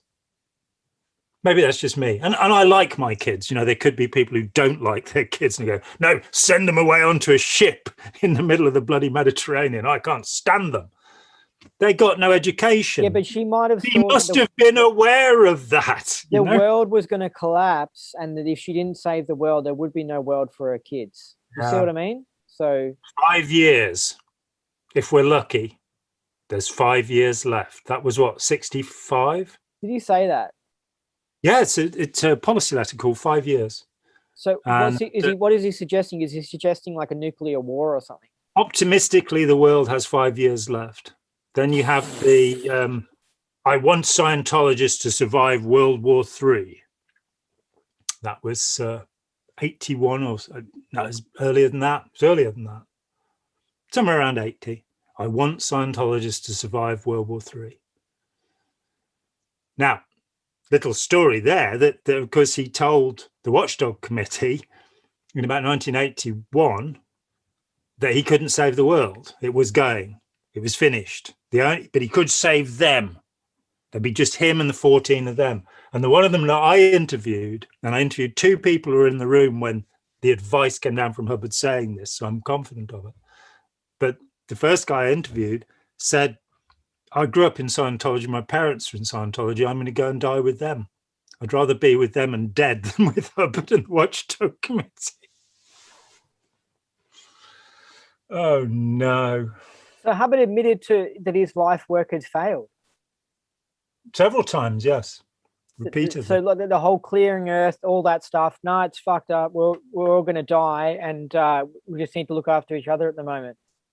Yeah, and I mean, Serge Faust, at the end of his life, Serge is asked to build a machine to kill Hubbard. Some kind of e-meter that will electrocute him nicely, and says to him, my work has completely failed. Which it makes absolute sense, because you look at it and he had all the case problems and all that sort of stuff. All his tech just didn't really work, and he knew it. And also he probably looked at the management of the church and saw how it wasn't going well and all that sort of stuff, and just thought, yeah, this is all just not going to clear the planet. So what with this e-meter, was he trying to die and at the same time have the spirits exercised from his spirit? I don't know. Serge decided that there was no way he could do this. So it didn't happen. I was going to say with John Sanborn, he told me that the reason he left after 24 years, every bulletin, every tape, everything had gone through him to be released. And, you know, I think he made an incredible job of it. You look at how beautifully made the tech volumes and the old OEC volumes were. You know, he was good at what he did. But he said that one day he was yet again asked to transfer, you know, $1 million or something into one of Hubbard's bank accounts. And he went, I've been living on $5 a week for 24 years. And then you hear about all of those attaché cases with $100,000 and piled up in the room in his mobile home at Creston. And I've talked with people who'd smuggled money in for him, and he just liked to have a lot of cash around him, and you're going, might have to go on the run any minute. And it's like, you know, talk about people blow because they have overts. Look how many times Hubbard had to move during his life. Go figure, you know. What about, what do you think he was spending his money on? Oh, we know what he was spending his money on. When the Rocky Mountain News went back and did the post-death post dropping the body interview, they were told with some pride that he had a 24-track recording studio, 2,000 cameras, right? That's Hasselblatt's at like $2,000 or $3,000 each. 2,000 cameras. I mean, I've got one, and the one on my phone. He had his shirts made in Savile Row in London. His clothes were made in Savile Row in London. Oh, and he was also doing ridiculous things like washing T-shirts 15 times and things rinsing. like that I imagine would be high expense. It wasn't cheap living, you know. Well, if you've got slaves to do it for you, it's actually having stuff rinsed 17 times is fine. But maybe maybe he had heaps of T-shirts to choose from because he was so paranoid about the smells of the shirts. He wanted absolutely the best of everything. You know, there are stories of his butler at St. Hill, and I think Ken Urquhart was his butler for a little while. But I'm careful about saying things about Ken because he'll say, "Oh, I never said that," and maybe he didn't. Have you interviewed him? I interviewed Ken, yeah, in I think it was '88 when I interviewed him. I interviewed him in the '80s and recorded it. And why was he still a believer? Just out of curiosity. I think it's that same thing. When I talked to Karen de la Carriere, she said, you know, there are no clears, there are no OTs, there are no releases. And she said, and whenever I say that, people say, but didn't you have wins? It's like, look, I have wins every day of my life. You know, I realize things all the time, and it doesn't descend from L. Ron Hubbard. It's my perception of the world. It's me realizing things. It's not me going, oh, Ron was right about that. Oh, Ron was right about that. Oh, Ron was right. That's not how my mind works. So I'm going off topic again, but how come Karen de la Carriere is still auditing people? I don't think she is. Okay.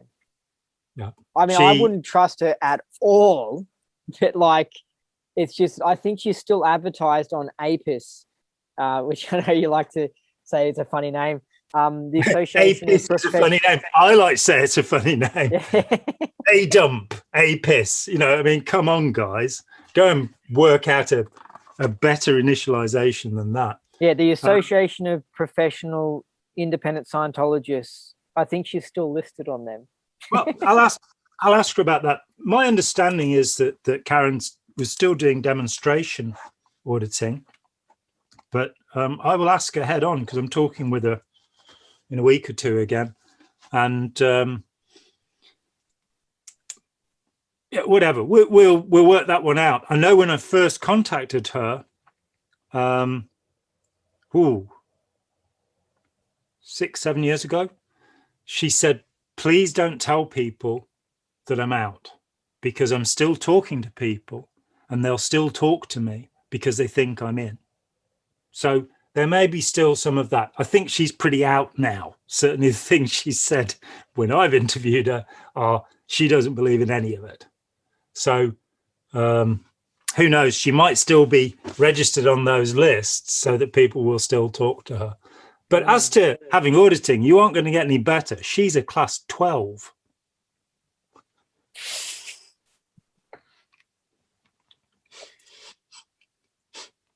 What were we talking about before that? Sorry, because I interrupted.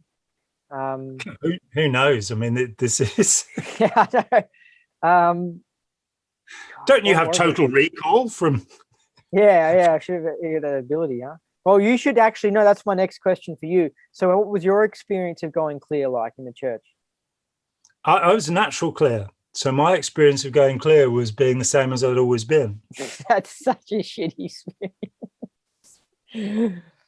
But I guess it explains away people who never really achieve this clear thing.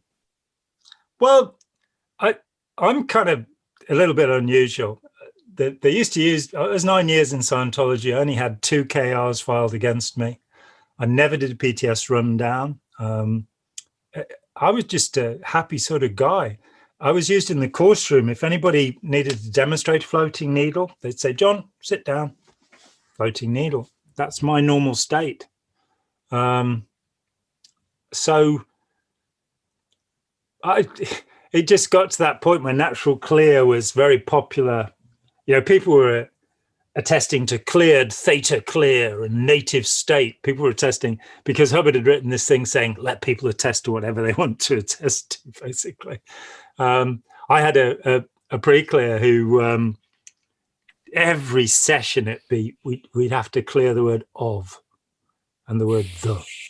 And, you know, she just could not get the idea of what a conjunction or a preposition was. It was way too complicated. So she attested super literate. So she wouldn't need word clearing and starter sessions. Oh no. These things happen. So the question is, have you always been clear? And it read. And so it was, oh yeah, that's why I'm so cheerful all the time. And well, I had a similar thing happen where it said, I mean, that's why the what you look into, like, what is the reads thing or whatever, or and it's just like, it's so wishy-washy. I mean, there's a guy who thinks it's a reincarnation of L. Ron Hubbard, Justin Craig, and he FN'd that he's a reincarnation of Hubbard, and he's really he's just a criminal, it sort of reads on, I think it reads on something that you maybe like the idea of or agree with or something like that. And you'd probably, how many hours of auditing had you done before that? I didn't do any Dianetics. Okay, well, I don't know, maybe all I noticed is that a lot of people who they want it to be true that they're a past life clear or something, or a natural clear, then it reads for them and they're like, yeah, that explains it. Yeah, you know. Yeah, well, all lie detectors read on anxiety. The Wheatstone Bridge has been used. I mean, Jung was using one in the 1920s. It's not original Scientology in any way. It's part of some police polygraphs. The polygraph is completely, it's a nonsense. As has been demonstrated over and over again, why it's at all used in police process in the US, I have no idea. Because the reality is that a sociopath, a criminal, won't read on it because they're not anxious. No, and also I think there's somewhere where Hubbard says that, like where you ask him about an overt, and because to them it's not an overt, so it doesn't read. So it's like, have you listened to Hubbard's South Africa lecture? You'll find it. Well, it was sort of hidden, but it's where he talks about South Africa and the apartheid and stuff like that, and blacks not reading on the e-meter. Yeah, it's in one of the e-meter books that he talks about Bantus, and on the class 2 course in a lecture, he says that for them it's an overt not to steal something. And at that point, the whole confessional tech and the whole grade 2 tech falls apart. Exactly, because think about it, right? If the whole you've got somebody who is concerned about doing what's right, they don't need to do the confessional tech and all that sort of stuff because they've got a governor on their behavior. But the person who just doesn't give a crap and is just a criminal and does whatever, they're the ones that they need to do the overt tech, but then it doesn't read on them because they don't care. So it's like, what's the point? Like it can't work. It can only work on people you don't need to discipline. And that's why you get these people, these Scientologists who are pounded with, have you done an overt, withhold, overt, just all the time. Because if they get a new post within the organization, or if they get a KR written on them, or just there's all these different avenues for them to have to go and admit to some sort of overt or withhold. And so they just get hounded with it. And then they end up in their everyday life being like OCD on committing overts. Oh, yeah. And messes with them. Yeah. I suspect that auditing messes with everyone in many ways. For example, asking people to describe their past lives. As a Scientologist, it started to worry me in the last year or two that I was talking with people who quite evidently couldn't remember what they had for breakfast. And yet they could tell me all about the time on the Battlestar Galactica or what have you, that I realized I was dealing with people whose memories were average, less than average. Yeah. And the problem is you then start getting false memory syndrome and grandiosity, the narcissistic grandiosity, where Well, sorry for vindicating, but I mean, I noticed when I spoke to someone who I asked them something about their past, like about the 80s or something, and it's just facts that you would think you would know.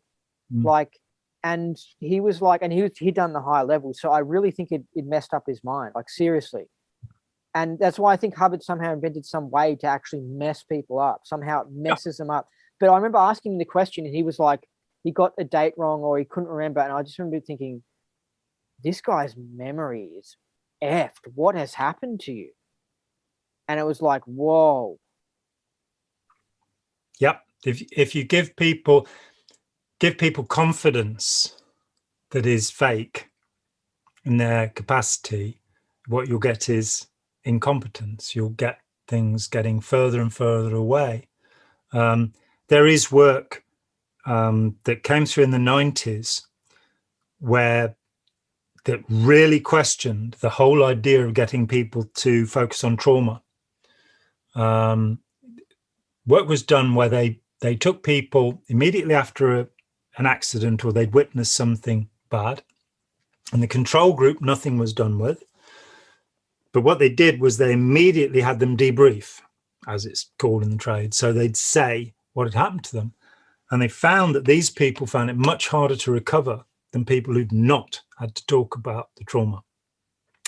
It then started to be suggested that the many therapies that were still based upon going over and over, abreacting, reliving trauma, were possibly actually fixing the condition rather than solving it. Dianetics kind of skips over it into past lives instead, but you certainly do see some fairly fixed conditions among Scientologists. Like they're putting their attention on these things too much, these negative things and these entities thing, and it's like it's just making them more and more aberrated. But the reason I mentioned it is because you mentioned somebody who couldn't remember what they had for breakfast. But what I'm saying is that I'm not just talking about like everyday thing. I mean, like this person was like, there was something seriously wrong with this person. And I've come across other numerous OTs where it's like, that person, there's something wrong with them. Yeah, but they believe that they're all that. They believe that they've achieved this. Yeah, no, but I think that Hubbard has actually invented a way to damage people's minds. Oh, he confesses it.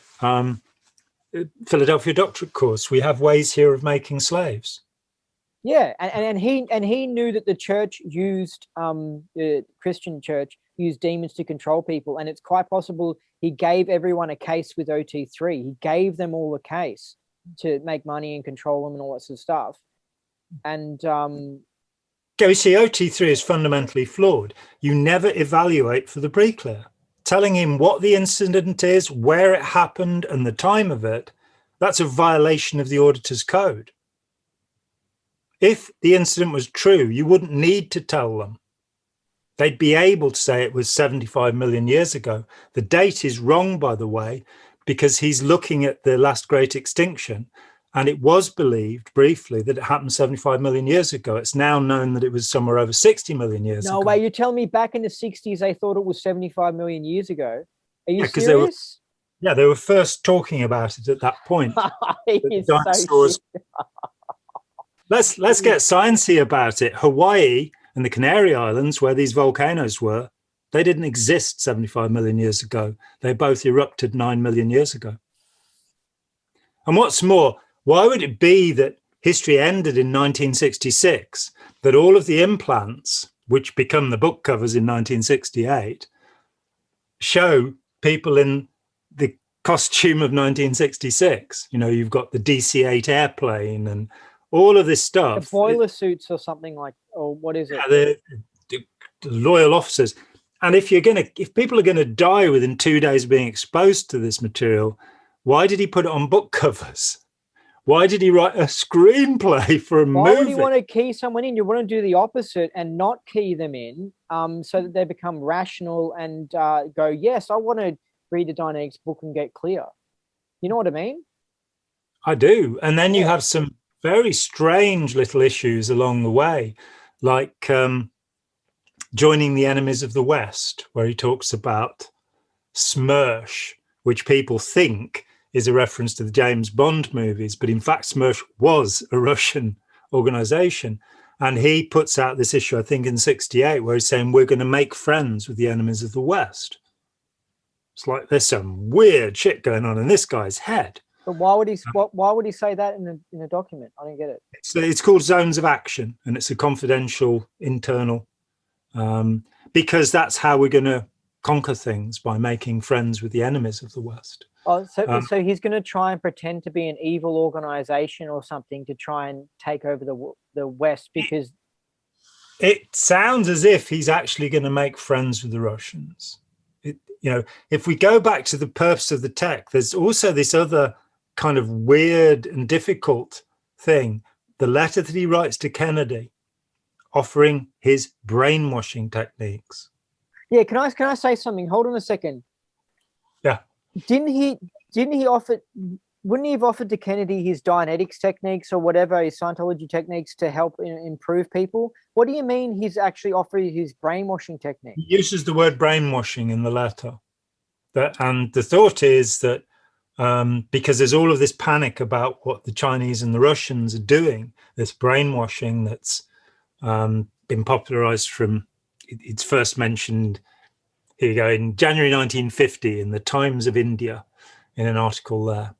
Mythology has it that Edward Hunter later that year invents this word brainwashing. It's not true. It's a description of what the Chinese were doing in the re-education camps and what they seem to have been doing in Xinjiang again recently. But there's a Cardinal Midzenki trial where it would appear that the Russians had found out how to get people to make public confessions that were completely false. That triggers all of those programs, starting with Operation Bluebird in 1947, I think, in US Navy intelligence, but going on through MK Ultra, MK Naomi, these horrific programs of mind control. And Hubbard, who has written about this in Science of Survival, as far as I know, he's the first person ever to mention the deliberate mind control programs of the US government. Yeah, it makes me think he was an insider, because he was like, I reckon he was in naval intelligence. I reckon he was involved with CIA. I think he was never in naval intelligence. He was never in naval intelligence. It's a complete fabrication. Yeah, but the thing is, it's all kept secret, so you'd never be able to investigate it. No, it's not all completely it's not covered all up. kept secret. No. This is the sheep dip idea. This is Fletcher Prouty, who was my opponent. Yeah, but that's how all intelligence agents work. I mean, they completely, and they come up with a fake history for the person, and they become a new person. Why in that fake history? Why in that fake history would you have so many reprimands? Why would you be making up that a vice admiral has said he must never have command again? If he never did have that, and they were just making a nice cover file for him. No, it's a nonsense. If that had been the case, he'd have had a completely anodyne, ordinary service. Okay, well, why was the Apollo ship getting accused of being CIA? Why was the Apollo ship being accused of being CIA, and he was running an intelligence operation, which was the GO? The GO was an intelligence operation. He could easily have attached actual CIA operations out of the GO, and the cover was that it was for Scientology. Yeah. This is an area I have researched, and believe me, the research has been very long and very deep. I was very interested in the assertion in 1951 that he knew about government programs in pain drug hypnosis. And when in 1973, with Freedom of Information, the first document started to be leaked, it was, he was reporting on something. So how did he know about it? I, for some time, a year or two, speculated with the idea. In fact, I remember when I first met Lawrence Wollersheim, when I was in the US in, must have been 1990, somewhere around there. And he too, he's the only other person I'd met at that time. Now it's become a common speculation.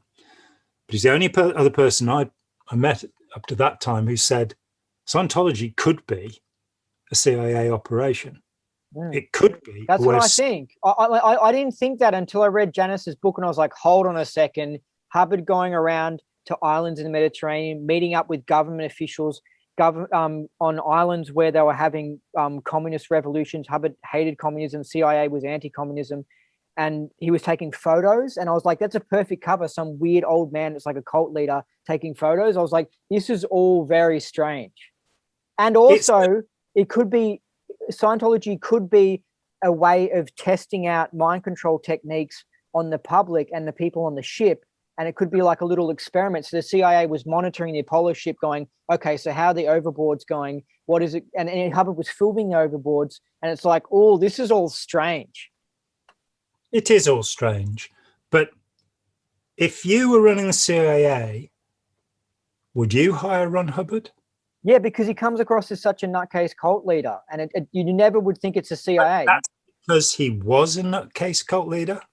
Would you hire a guy who was a manic depressive, sociopathic narcissist with temporal lobe epilepsy to keep your operation quiet? A man who couldn't stop running his mouth off about what because it's all a good cover. You don't want some professional looking sensible guy. You want a crazy sportsman or like some crazy author or something. Who's out of his head on booze and speed and no. Yeah, because and then when it all backfires, it all gets blamed on the Geo, but you're secretly actually got some agents in there.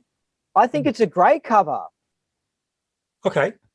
Look how it's worked. Look how it's worked. Like, how many people connect Scientology to the CIA? We've got Russia, who recently banned apparently they banned the church there, and they said that it's because Scientology is CIA, and that was in the past 6 years or something. And it's like, whoa.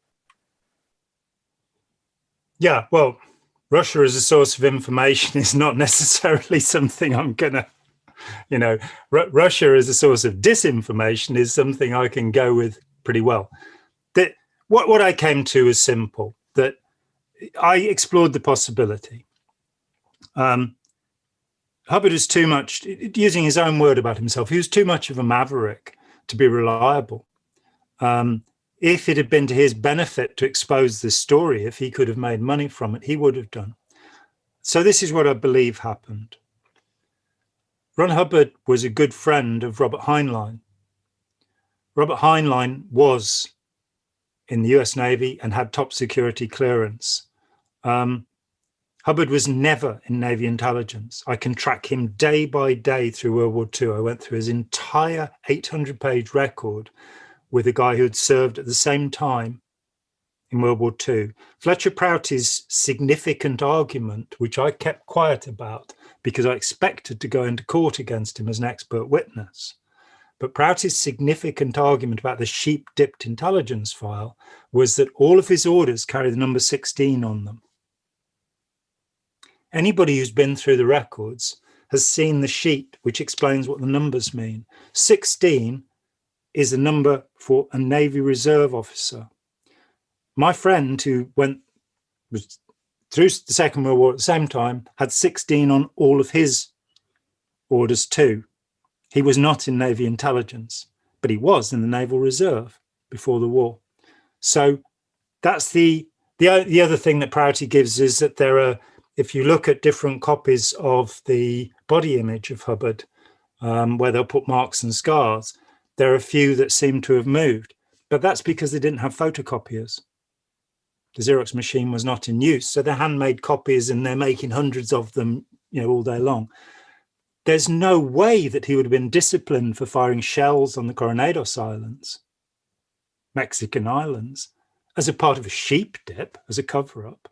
There's no way that, his 55-hour battle with the magnetic deposit would have, these are real events. What's more with that, Thomas Moulton, who was his second in command, testified during the Armstrong case. So that happened. He wasn't away doing James Bond things.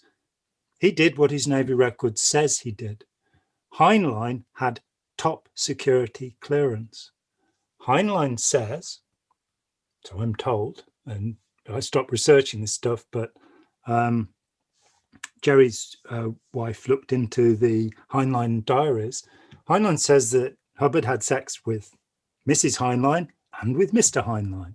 That's how intimate he was with them. Heinlein would have known about Operation Bluebird. And which was the first of all of the intelligence programs to control people's minds. And he told Hubbard about it. As to the allegations in the Mediterranean about the CIA, that centers on the rock festival in Funchal in Madeira. And what was happening at that time was that they had just overthrown a fascist, and I mean fascist, dictator. And there's this ship. Exactly. That's what I'm saying. The CIA was auditing people within the government. This is where the church, they say, oh, we're getting picked on as a religion, but Scientology has been intimately involved with governments and doing shifty things and stuff, or just using auditing tech, but they've been involved with things. The only government involvement I know is in Morocco, where they were kicked out. But also Hubbard was involved with government stuff in Rhodesia. No, God, no. Hubbard was thrown out of Rhodesia because his aide, who I interviewed, name will come back to me, was caught stealing government documents, and he was sent to prison for it. And Hubbard came out and said, an OT can't survive on his own. Glazier, Maurice Glazier, I think, he went to prison for stealing government documents. That was Hubbard's involvement with the Smith government in Rhodesia. And, that's all I know. But also, wasn't there other countries? It wasn't just Morocco. There were other islands that they'd visited to where, what I thought was strange was that Hubbard would go to an island and suddenly he'll be hanging out with like top people on the island. And it would be like, how is he doing this? How is he meeting these government officials and all this sort of stuff? Had a lot of money. The story in Morocco is really frightening. That he or somebody around him persuaded the King of Morocco to use the e-meter to do confessionals to see if his intelligence people were really working for him. And I found out about this in detail from John McClane, who's involved in the program, the astonishing Nan McClane's son, John. They turned up when I did the gig in Toronto in 2015, which everybody should watch. This is, I spent all these years putting material together, and the final word, 2015, the Getting Clear conference, we did 5 days, and everybody should watch it. It's about £60, about 100 Australian dollars to get the lot. But people know what they know, and they've decided they'll go with that. John came up to me and he said that he left the Sea Org because he knew what was going to happen in Morocco. And what did happen in Morocco is that officials were... Now, hold on a second. Was this John McMaster? Sorry. Did you say... John McClane. McClane, okay, sorry. Right. And Nan McClane was the biggest opponent of Scientology in the 1970s, and just the most astonishing woman. She in Canada, she was based in Canada.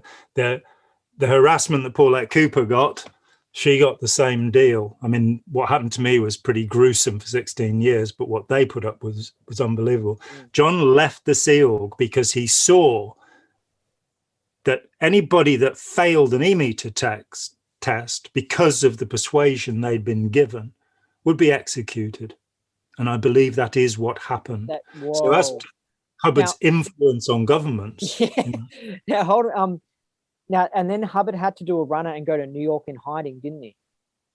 Well, there are various times. That's the Queen's incident, 72, 73, with Paul Preston and Jim Dinkhalsi. But that was because of the Morocco thing, wasn't it? I think it's part of it.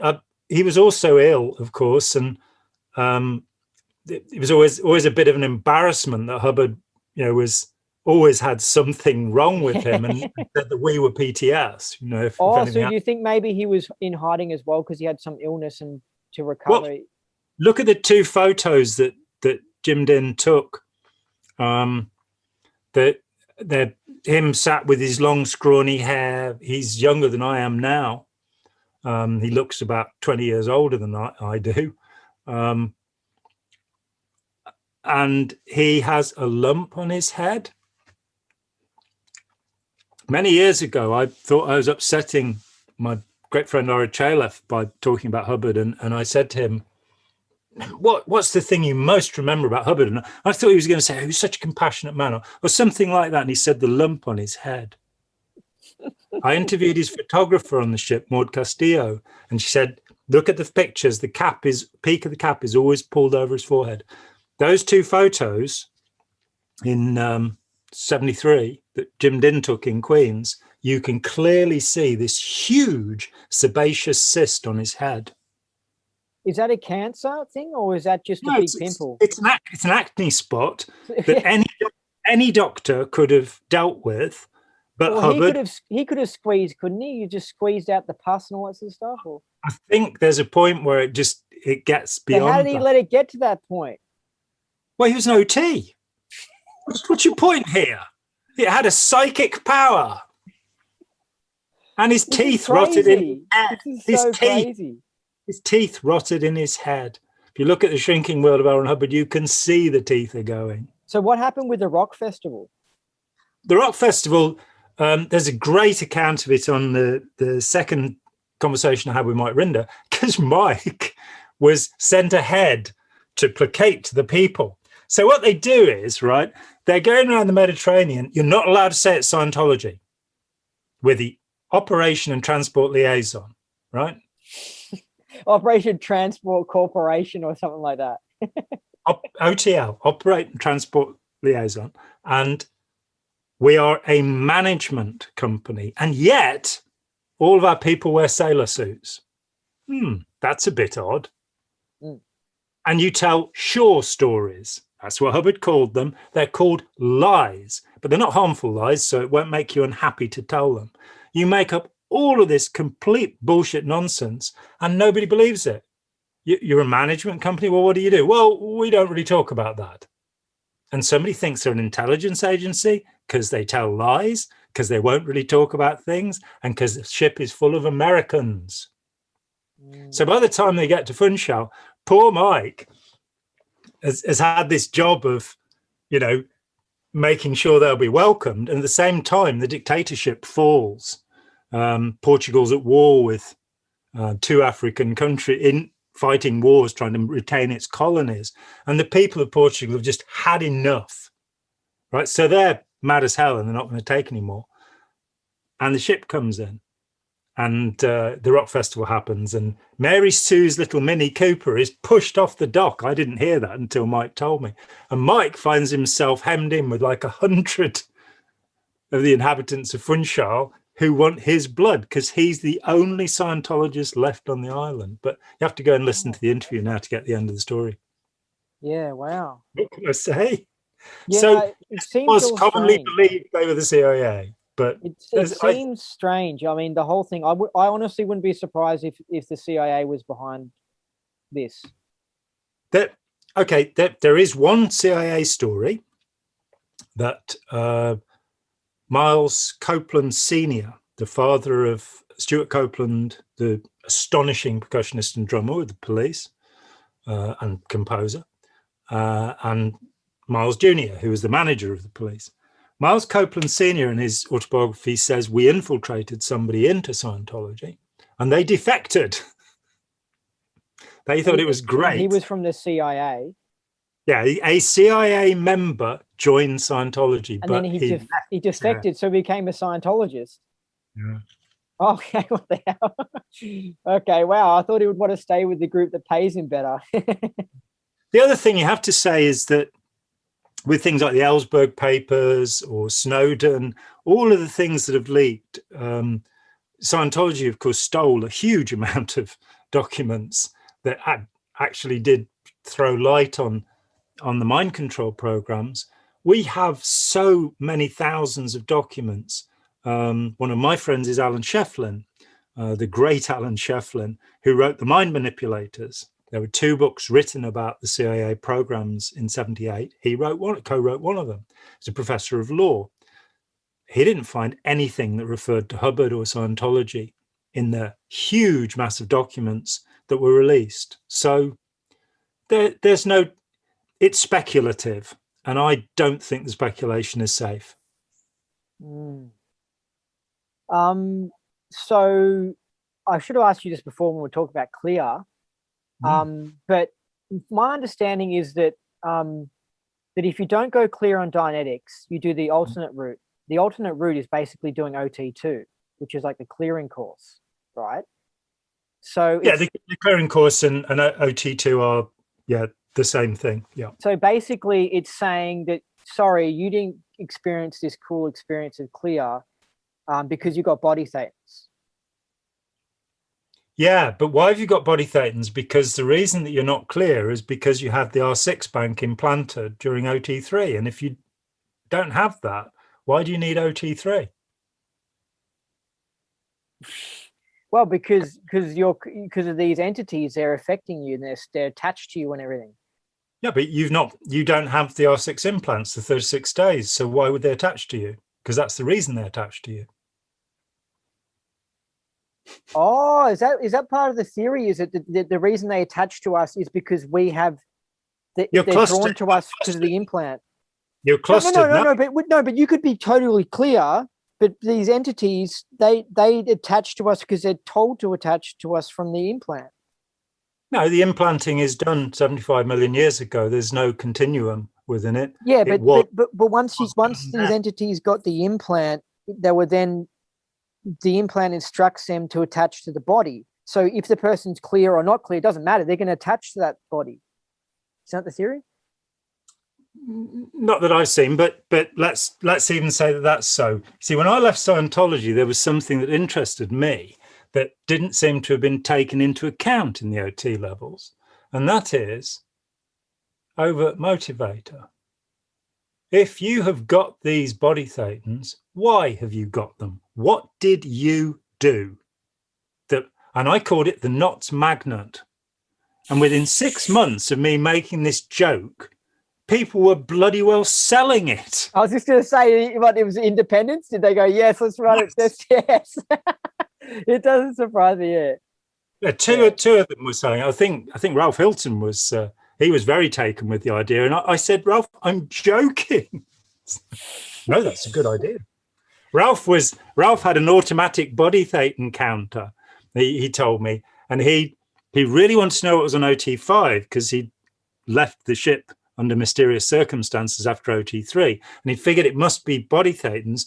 So he'd set up this whole thing where he was automatically auditing body thetans and counting them, and he was delighted to find that OT4, 5, 6, 7 were all more body thetans. Me, I just gave up. I did OT3. I did it in about 3 days. A couple of days later, I went and he said, I just said, don't really feel any effect. And I thought, retread, ethics, qual, all of this bad stuff.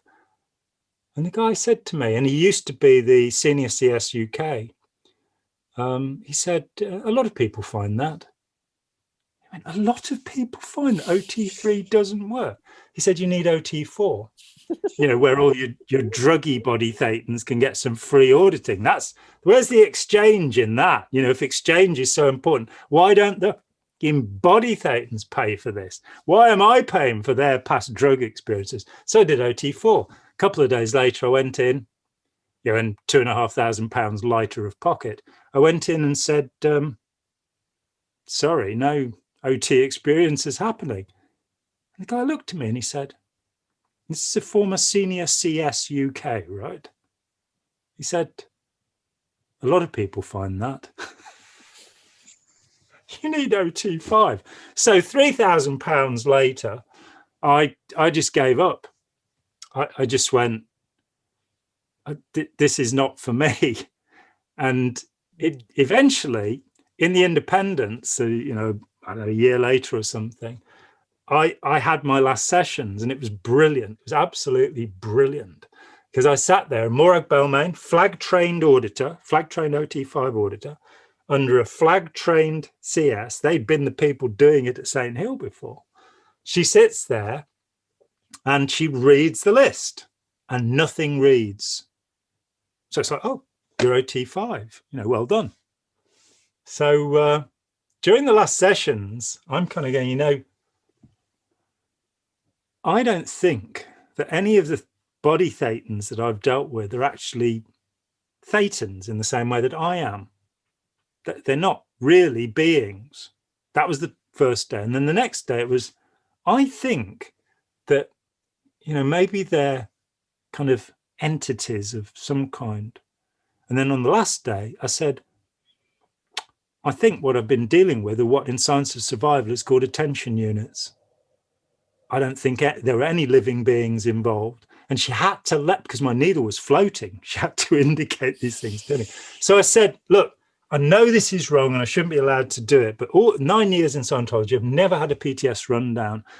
I think I probably need one, because something's going on here. And Steve, was a very good CS, and he looked at it and went, okay, let's give it a try. And the PTS rundown, I hadn't thought about it. I honestly hadn't thought about it. Morag sat down and said, who's suppressing you, that kind of stuff. And I went, L. Ron Hubbard. And she went white. You can imagine, flag trained OT5 auditor. And I'm suggesting that I've been suppressed by Ron Hubbard. And she said, is there anybody else? So I just said, look, I could sit here all day and list people who've annoyed me, but it's Hubbard. So she said, well, would you list some people? So I did. Nothing read. Well, Hubbard read. And she had to do the most dreadful thing that a believing Scientologist can do. She had to say, I'd like to indicate you were PTS to L. Ron Hubbard. It took me a year before the penny dropped and I went, oh my God, that's the one true thing I found in Scientology. I was being suppressed by L. Ron Hubbard. My capacity, my self-determinism, my intelligence, my willpower was all being funneled to serve L. Ron Hubbard. So I would, what his favorite statistic was? I was told this, that he used to have them time how long people applauded at the end of his picture at the end of an event. How long did they clap me for? I mean, come on, grow up. And wasn't there didn't he after he'd done some lecture and people didn't clap enough and he was just sitting there crying and he was just upset? Yeah. But can you tell me that one? Because I remember hearing that and thinking, whoa, that is really messed up.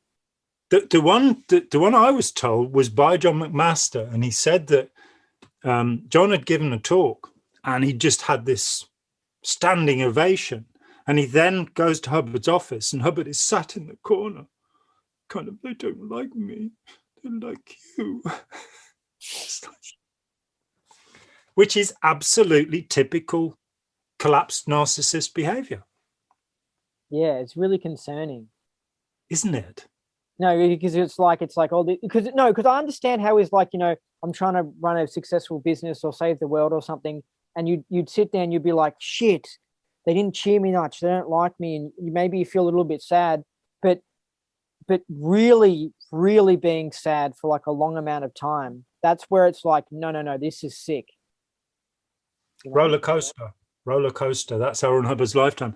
Althea Hart, who was his editor, he's mentioned in 8.80, and John Sanborn got his job. Althea went off and ran the Aberree, which is all online, and anybody who's been in Scientology should read the Aberree. Its sign is a little squirrel, and he collected together through the late 50s and 60s everybody that defected from Scientology, and there were big names like Art Coulter, for example, and just so many of the people who were famous, Ron Howes, Don Purcell, who were famous in the 50s and 60s in Scientology, they all left. Nobody significant stayed, and they wrote things for the Aberree. And one of the things, the jibes that Althea Hart made, is that Hubbard should date the "this is it" moments. So every 6 months, when he finds out how you really do it, it should be, "This is it, June 1962. This is it." It's like when Avatar started, which is an awful scam. And it has a terrible story behind it, but it's an offshoot of Scientology. It's a mission holder from Elmira, New York, who set it up.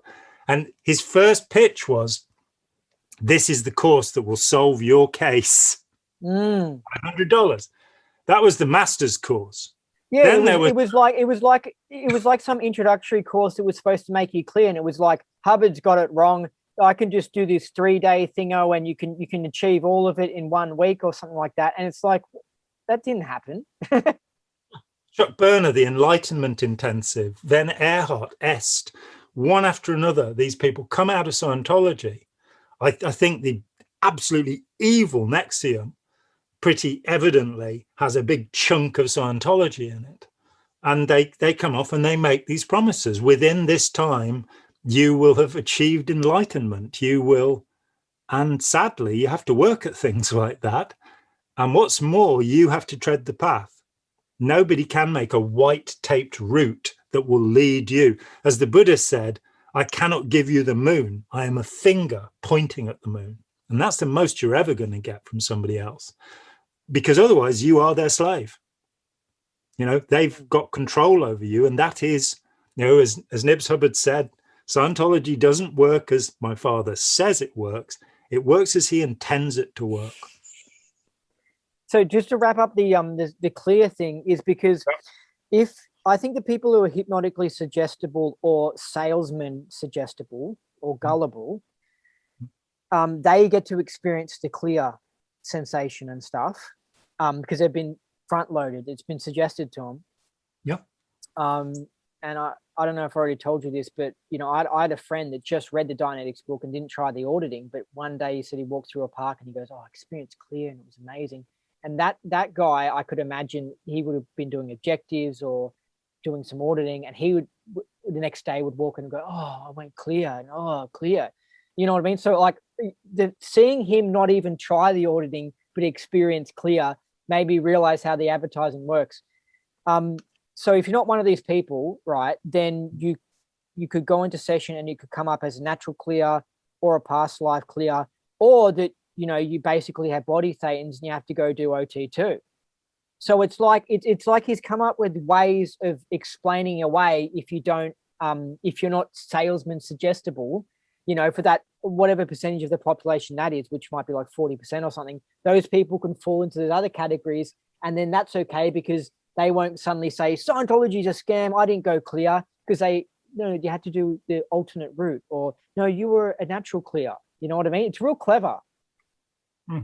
Oh, there's an excuse for everything. You know, that there's always an excuse. And when you look at those claims made in Dianetics, Modern Science of Mental Health in 1950, 272 people have gone clear. They've got maximum IQ, they've got full recall. They never get colds. And he knows this. You know how he knows this? Because he just made it up. It's that simple. And what's more, it's a natural phenomenon. How on earth did somebody like Mao Zedong get to lead a country? He was one of the most evil human beings, and everything he's got the highest murder rate. I think he's got the highest murder rate. 70 million deaths. 70 million. This is a man who had a number of venereal sexually transmissible diseases, and who would just pick out the next girl he was going to shag. Week in, week out. And infected all of these women. And yet in Tiananmen Square, there's this huge picture of him and his coffin in front of it. People like certainty. It's an uncertain world. When Hubbard said knowledge is certainty, as a Scientologist, that bothered me, because to me, knowledge is uncertainty. Knowledge is... That is kind of true. Lao Tzu and Socrates both said it at a similar sort of time. He who knows he knows nothing. He who knows he knows nothing really knows.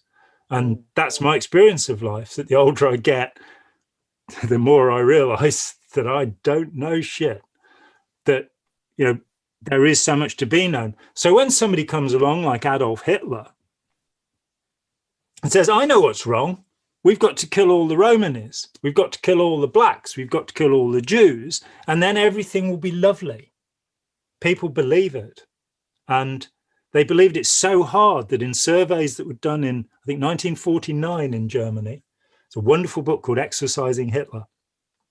It's the last time that the Allies did surveys, because 50% of the German people still believed that Hitler had been the best leader possible, despite having ruined the country. You can fool half of the people all of the time, you know. With the, I think you'll really appreciate this. I don't know if you already know this, but you can watch it on YouTube, videos where a guy hands these girls marijuana joints, but it has no marijuana in it, and they all get high from it. And to me, effect. Yeah, that was really like, whoa, because I realized, whoa, this is so similar to science. Like, this could really be what's happening with the tech and Scientology, is that these people think they're going to get this effect, and they just experience, even though there's no marijuana in the cigarettes. And even when the guy admits to it, the girls are like, no way, they don't believe him and stuff. It's amazing. And it'll work the other way, that you can give people morphine and tell them that they're having the placebo, and it doesn't have any effect. Yeah. So it's just like what we're capable of. And that, you know, if we could harness that, then it would be medically beneficial, there's no doubt. Not the nocebo, but the placebo. I think Hubbard knew this when he was selling Clear and creating this. I think he knew people had this ability, and then he was like, yeah, I'm going to take advantage of it. I think any good salesman knows that. Yeah. But evil, of course, I disagree with.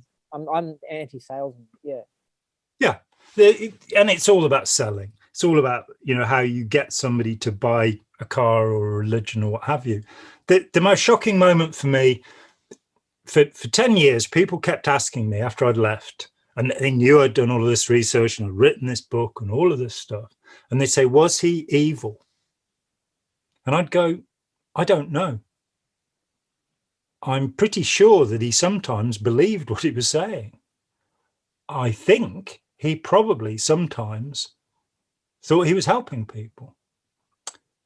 But then I decided to look at just one thing. So I took all of the early books, which had these the lectures with these lovely indices, these lovely indexes in them.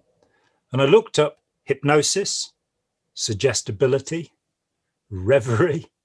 I looked up whatever words, and I compiled that into the paper called Never Believe a Hypnotist. L. Ron Hubbard says it in Science of Survival, never, not ever believe a hypnotist. And yet he claimed he'd been hypnotizing people from the age of 16. And when I put together all of these quotations, I realized it was deliberate. I realized he knew exactly what he was doing. And yes, his intention was to control us. There are no OTs, there are no clears, there are no releases. People get high, people get happy, but marijuana is a much safer way of doing it, as he says in Dianetics, the Modern Science of Mental Health, by the way, which is something that Narconon don't seem to promote. But there's a lovely paragraph about drugs where he says this one seems to be innocuous. Alcohol seems to be the most dangerous. Well, if Scientology is so harmless, why are there just so many correction lists, so many different ways of correcting things, and so many stories of side effects?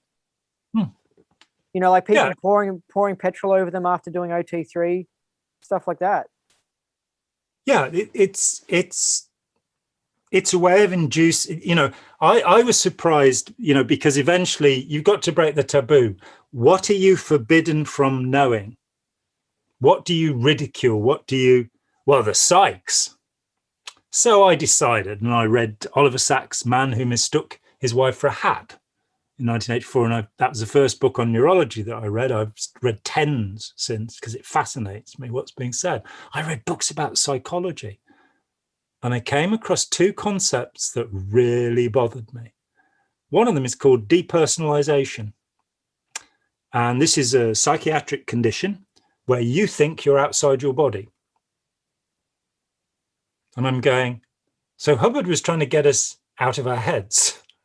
Hubbard was trying to get us out of our minds. Well, I had with my twin on objectives, he said he kept on having these experiences of feeling like he was up here But the thing is, that's what Hubbard says in something. So I feel like he just got Repeat back your influenced. head.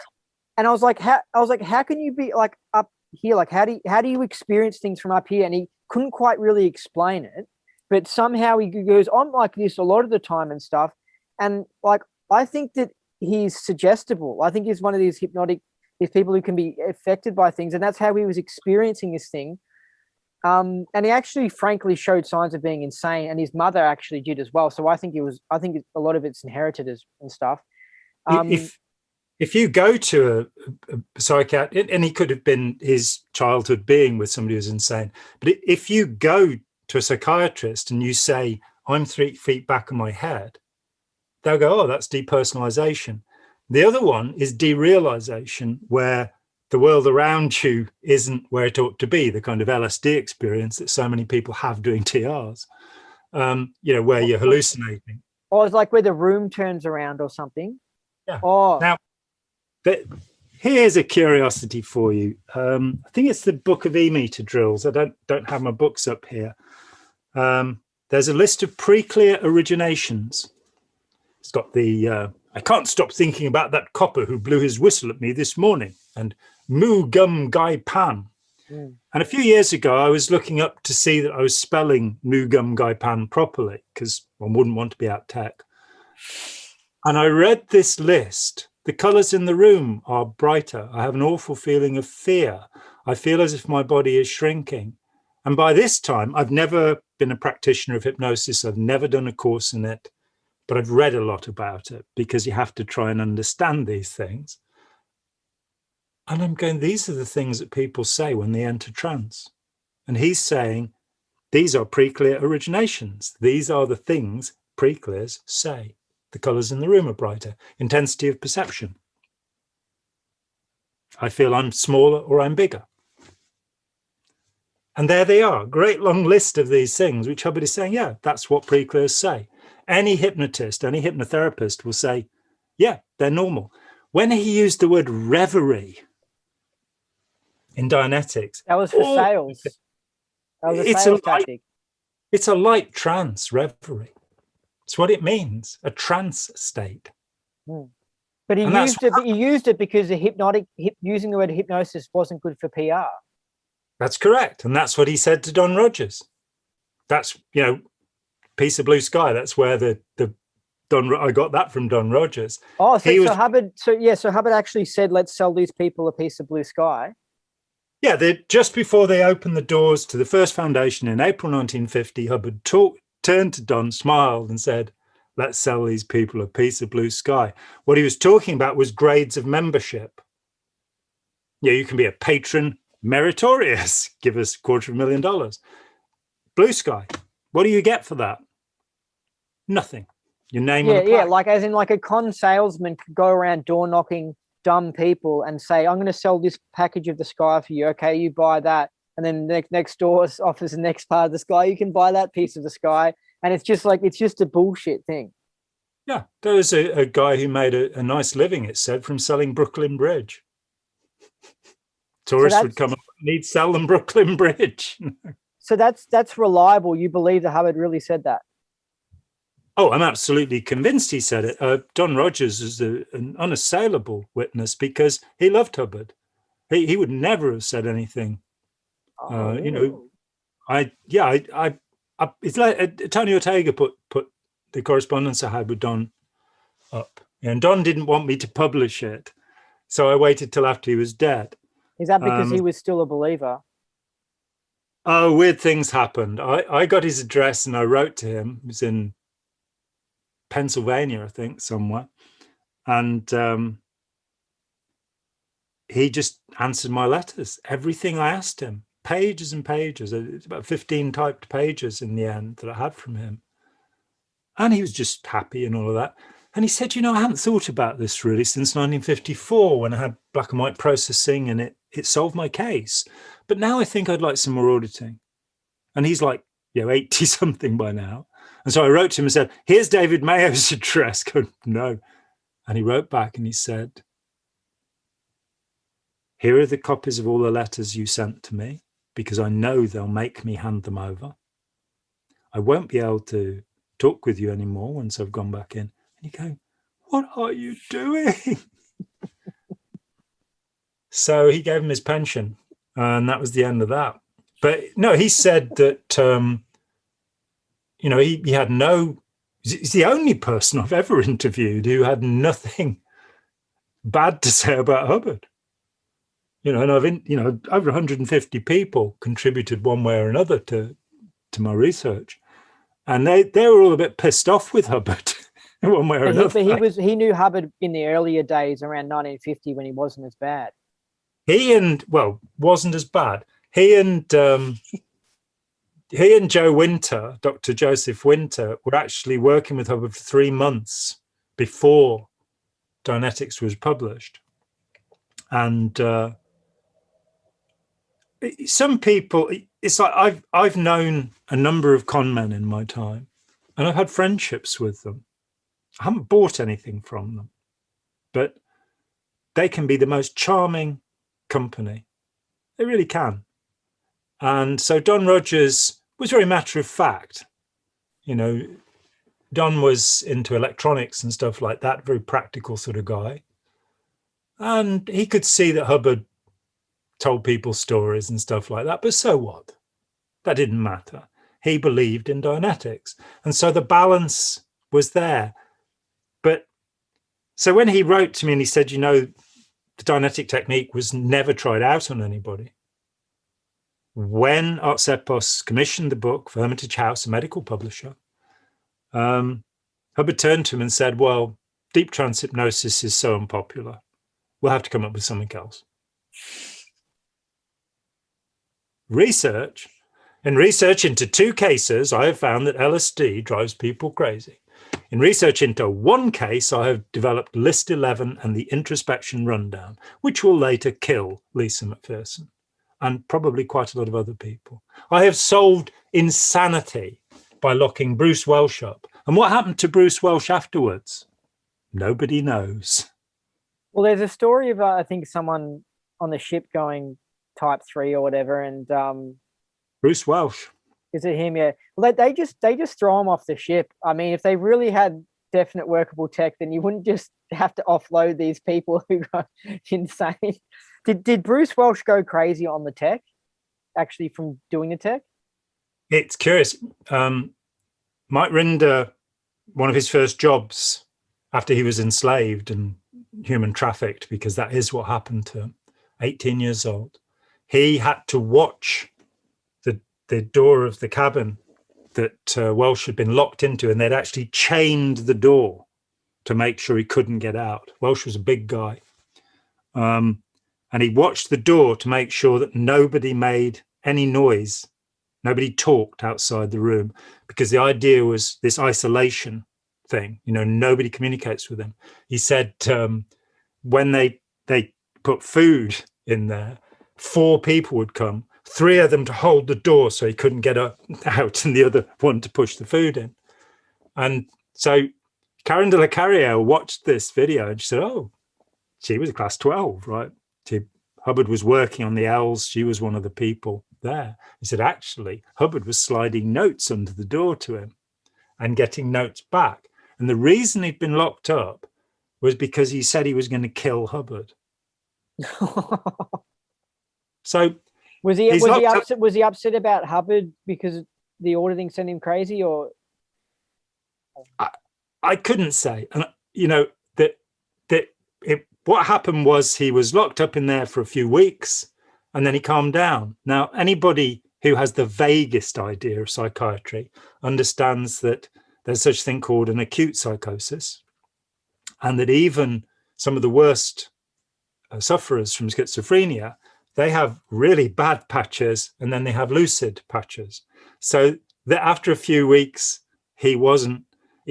Mike said that he tore up the metal bunk in the room and fed it out of the porthole. There was a metal cabinet. He tore up a metal cabinet and pushed the bits through.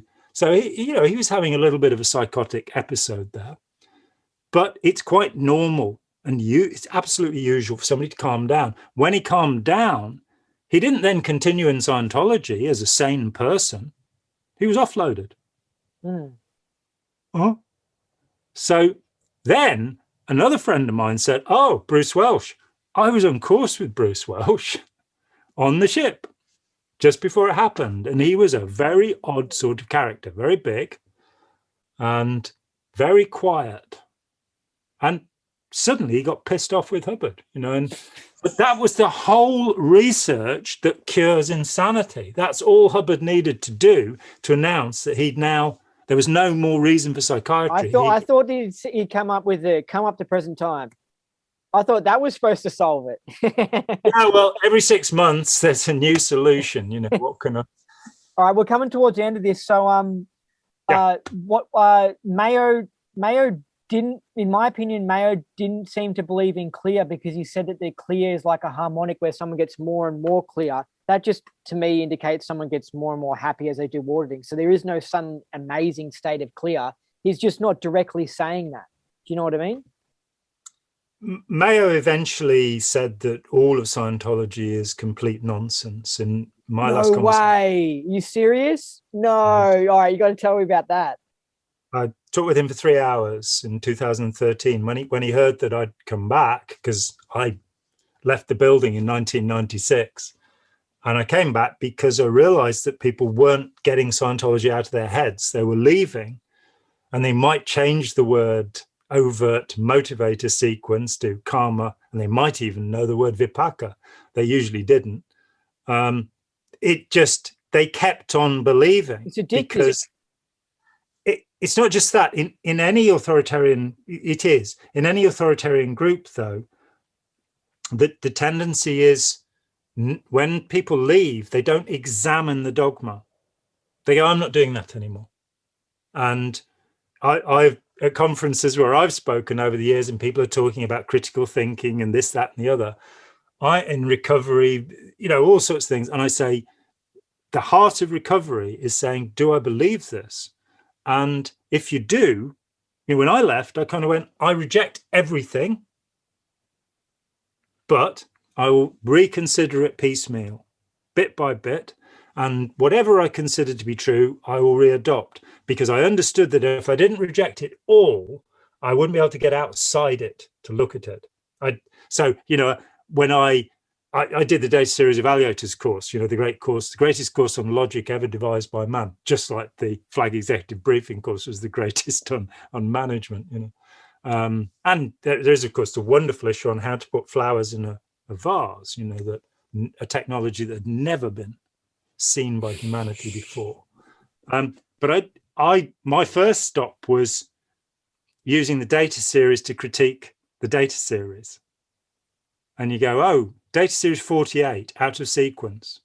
The data series policies must be read in sequence, but you can't know that until you've read the 47 before. Do I make my point? I don't get it. I don't get what you're saying.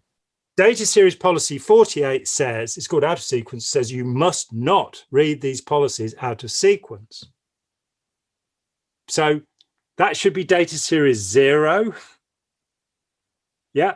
But if all the data series are in order, then that's okay by the time you get up to 48. Yeah, but you can't pick and choose. You can't look among them. You can't recommend one of them to somebody. They've got to be read in sequence. But you can't know that because of the illogic, the out point, that what should be the first thing you read, which is you must not read these out of sequence, is the 48th thing you'll read, unless, of course, you read them out of sequence.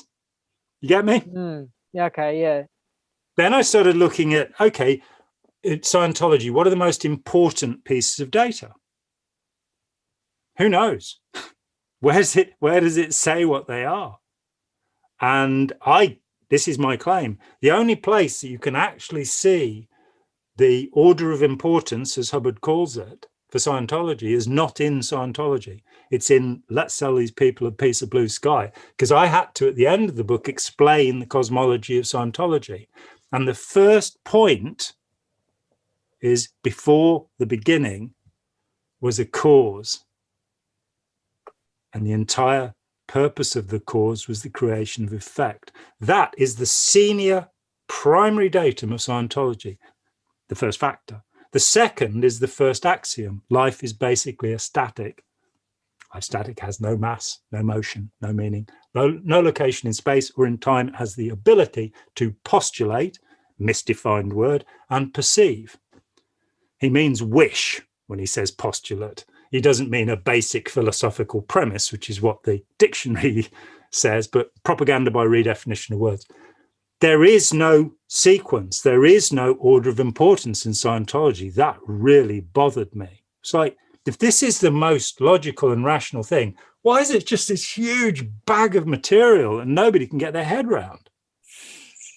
Then you find Hubbard saying that when somebody becomes an authority on a subject, they gain altitude and they will protect that altitude and they'll make the subject more confusing than it needs to be. It's in a lecture buried in the middle of this morass of material.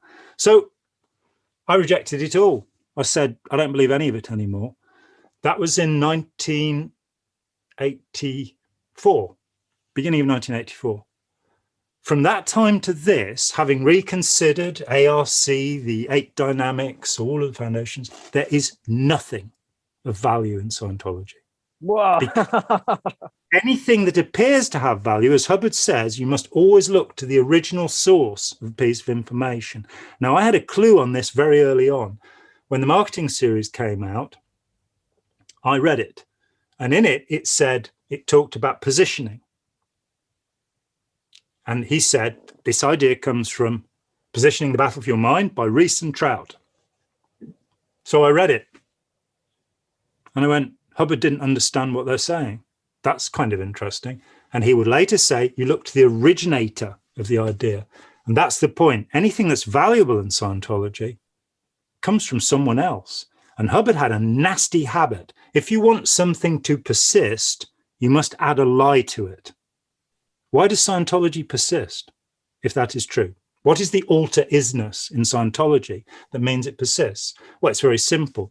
It's the lie that it works. It doesn't. It doesn't make OTs. It doesn't make clears. It doesn't make releases. It doesn't make people who are pro-social and are doing something positive for humanity. It makes egomaniacs who are earning as much money as they possibly can by beg, borrow, or steal to give to Scientology. That's what it makes. It doesn't make world-changing people. The amount of criminals that I have tracked through Scientology. Yeah, we've just got this thing with David Gentili. You know about the David Gentili case? He's a Scientologist based in Clearwater, and he's been arrested for a $1.8 billion Ponzi scheme. That's $1,800 million, and for laundering money for the Russian mafia. Now, this is a Scientology OT who is highly connected with the other rich Scientology OTs. Ethics, you know, where do these people go? What happens to them? You know, you end up with David Miscavige at the top of the pile. Ethics? You know, this is a corrupt criminal group. I know, and it always was. Always was. I know this was strange when I was talking to a long-term Melbourne Scientologist, and he told me about this guy, and recently he gotten in trouble for basically hard sell, I think, some sort of insurance company. Their name was, I think, Tony something. And he's gotten in trouble with the regulators or whatever because of the hard sell. And I think his argument was it's my religious belief or something like that, you know, which it is his religious belief. But then I think he told me about the same. I think he said that same guy or another guy back when he was younger, like in the early 90s, they were doing some similar sales thing, and they were basically selling insurance to dead people, like people who didn't exist. They weren't alive anymore. And it was some sort of scam. And I remember when he told me, I just thought, what? Like, how I thought your ethics level is really terrible. Like, how did you work for this organization and just be like, oh yeah, you know, we sold it and not care? And it's just like, that's pretty messed up. Like, if I worked at some thingo and I was 22 years old or something and we were selling it to fake people, you know, I would say, no, I'm not going to work for you or whatever. And I mean, that's just messed up.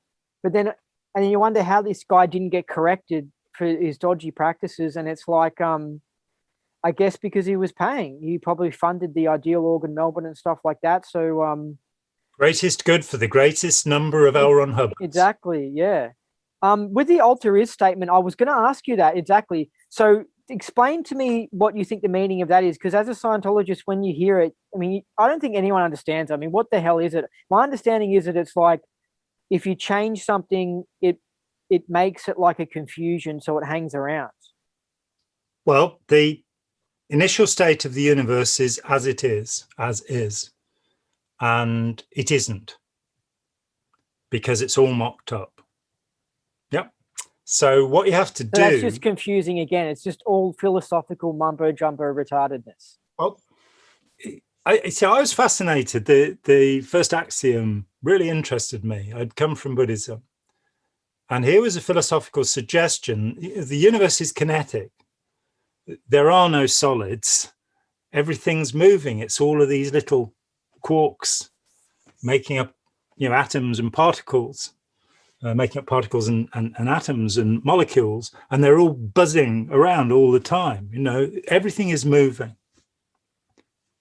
In Christian theology, and my interest is philosophical in Christian theology, I'm not a Christian, there is the statement of the prime mover unmoved, this idea of God. Prime mover unmoved, that which does not move, that which is eternal, that which is all the same.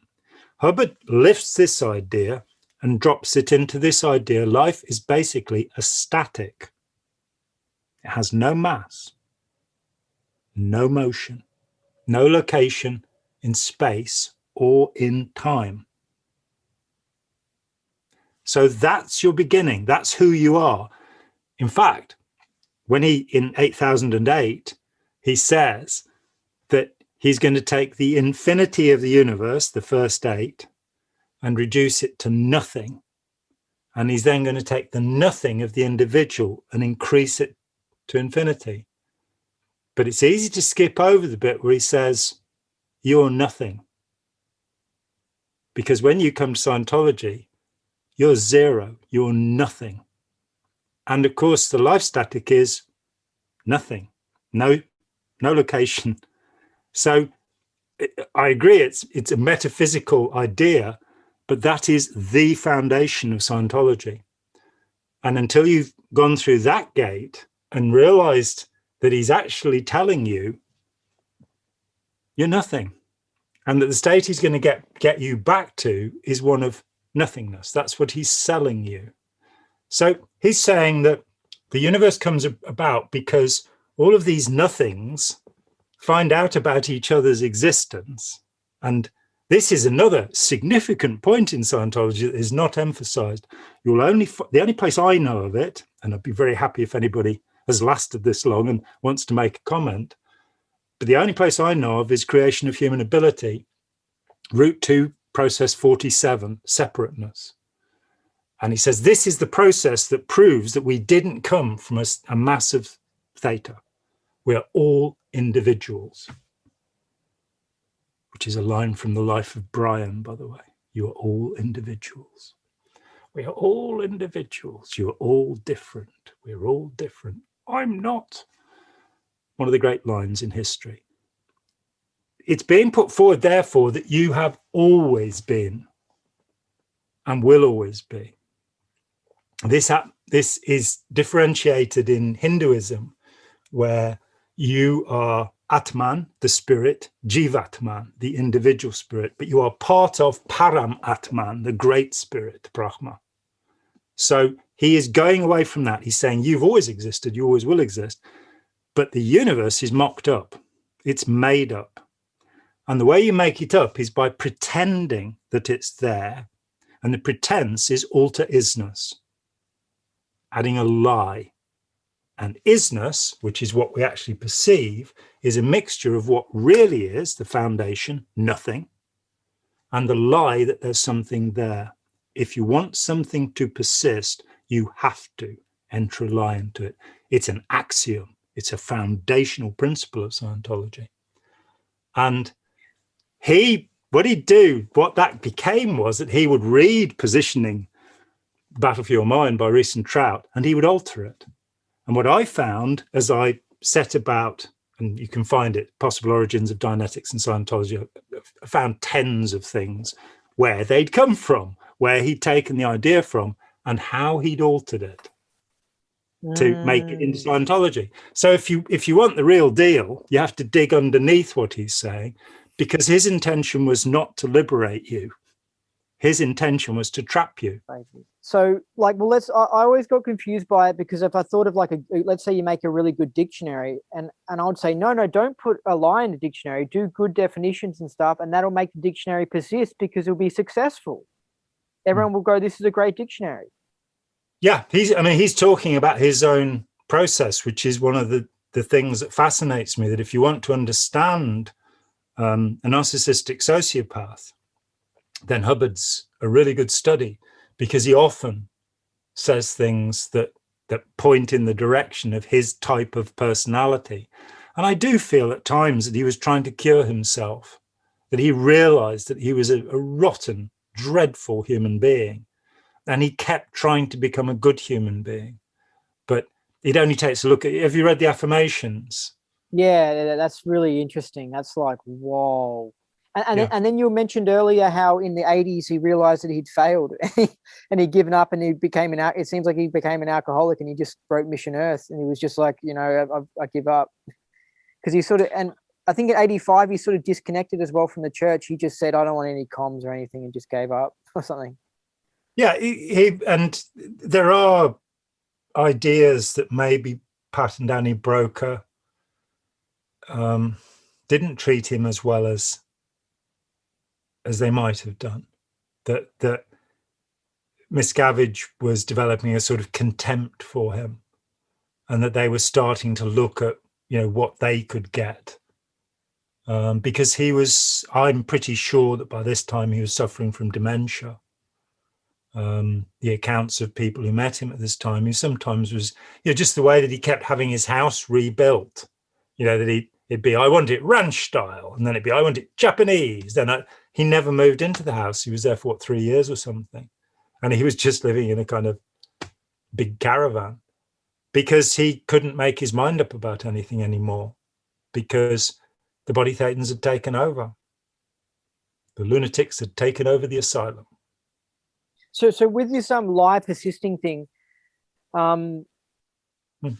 it's, to me, this line has persisted because it's bizarre to get your head around. But whereas if he'd made a quote that said, you can run a successful business by doing a good job, that to me just makes sense, and I understand it, so it doesn't persist for me, because it's like, yeah, I get that. But this bizarre line that he says, it's like it's almost a prank saying that line in itself, because it's like, I'm going to say something that's going to persist because it's going to confuse the hell out of people. Yeah, and confusion is the gateway to control. And it's got nothing to do with gullibility. You can take the most highly intelligent. I mean, I knew a NASA physicist, a PhD, who was a course supervisor. In fact, one of the guys on the Apollo program was a Scientologist. You can take highly intelligent people and confuse them, and then they'll do what you want, which I think is pretty much what happened.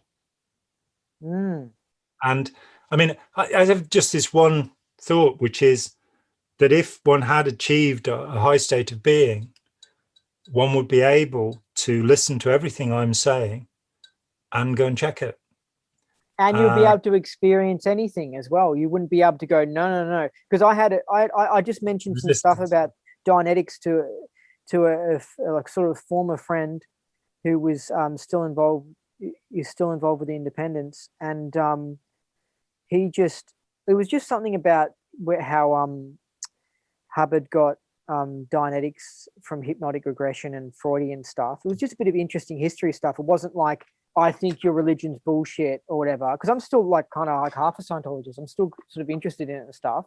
Yeah. It wasn't a direct attack on him. It wasn't like a rude thing, but he said something like, I can't handle these communications. I don't want to talk to you again, basically. And it's like, this guy cannot experience anything. Tone level of fear. Yeah. Yeah. So you should be able to confront anything, and especially if you're up at these OT levels, you know, you should be able to experience, you should be some amazing OT that can just handle communications. If you can't even handle, I'm not even expecting you to be amazing. I'm just expecting you to just be reasonable and normal, you know? Yeah. And it's always that thing when a belief invokes intense passion, where people can no longer discuss, you know, calmly what they believe, then they've become a fanatic. And fanaticism is not safe for human beings, you know, it really isn't. So we'd probably better, we've been during for about 3 hours. This is very incredible. Long. I know. So how about you talk about your YouTube channel and tell people how to get to it? Sure. Well, it's Jon AtackPART Family and Friends. And we have coming up 300 videos, I think. I would strongly recommend looking at the Scientology playlist if that's your interest. My interest since, you know, I quit researching this in '96. My interest has been with authoritarian groups and practices and human predators. And sooner or later, somebody's going to say, don't you mean suppressive people when you say human predators? And there is a certain element of that. But I'm interested in preventative work in getting teenagers, particularly, so that they won't get into abusive and authoritarian relationships. And for me, the core of Scientology or any other, to me, harmful group is that they don't actually increase self-determinism. They increase compliance with other people's ideas. So I've done a lot of work on this, and we've done loads of videos. I've interviewed all sorts of fascinating people. You know, Run Miscavige was quite good fun. And it's free. So people should go there and they should subscribe and like and share and give me money, which is always a good thing because people haven't really done enough of that. See, I thought, you know, you attack Scientology, the CIA will fund you, you know. I've never been approached by the CIA. It's so unfair. Or the mainstream media would have given you a big bunch of money or something, or the bankers or whatever, and say, yeah, Johnny, come on. I've worked on 200 media pieces. I've been paid for about 8 of them. And the most I've been paid for a media piece was £600. So I don't recommend it as a career. I really don't, you know. Yeah, most of the people attacking Scientology are former Scientologists themselves. You know, that's what you realize, because when you're inside it, you think, oh, yeah, this is some bad person who's attacking Scientology or whatever. And then you don't realize, no, these are people who have done Scientology, okay? And the reason why they're doing it is because they're angry about their experience and they're trying to expose what was going on. And a lot of them were close to Harvard, you know? He had no friend. We said the last time that no friend. You know, how is it this wonderful man had no friends? I was, you know, okay, I'm a bit contrarian. When I left, I went, you know, I've been lied to. I've been persistently lied to. I'm going to go and talk to the SPs. And so I just started finding people who'd been declared suppressive. And they were such nice people. They were such considerate people. I didn't find anybody who had fangs or was, you know, drooling. They were friendly. What's more, when I checked the evidence they gave me, it checked out. In fact, it was surprising how accurate the stories were and how particular people were. I remember meeting Cyril Vosper, who wrote The Mindbenders, and he was 14 years in Scientology and then wrote The Mindbenders in the late 60s. And he was just such fun. You know, he was so amusing. And when I first wrote to him, I still believed, you know, in the months after I left. And so I wrote, because I was meeting the SPs, you know, and I wrote to him and said, oh, great, Scientology's left the you know, the mother group. We can do it now. It doesn't cost a fortune. And Cyril wrote back to me and he said, I don't think that Scientology can exist outside a fascist organization. And it kind of, it can a little bit, but not, it's not quite the same. No, it's not as much fun. And let's face it, if the RPF isn't fun, it isn't Scientology. Because Ron said if it isn't fun, it isn't Scientology. Big fat liar. So when people are searching on YouTube, they type in JON ATACK and family, and that should come up. Yep. Okay, great. Picture of a golden flower. Good. And I'm going to next week I'll ask you just a little bit about Avatar and next interview a little bit about Avatar and Landmark, because I just find that so interesting. I don't know a great deal about them, but I know something about the foundation of Avatar actually, which is worth telling. Landmark and the whole S thing it's kind of influenced by Scientology, but I'll ask about Avatar then. I'm just a little bit interested in that. And then I've still got some other questions here, but that was good. Yep. I think we got to the bottom of some things. I think we did. Yeah. So, all right, I've been Andy Nolch. And do you want to say anything? Yeah, I'm Jon Atack, and it's been great, Andy. It's been a real pleasure. Thank you. Great. All right. See you later. Yep. See you later.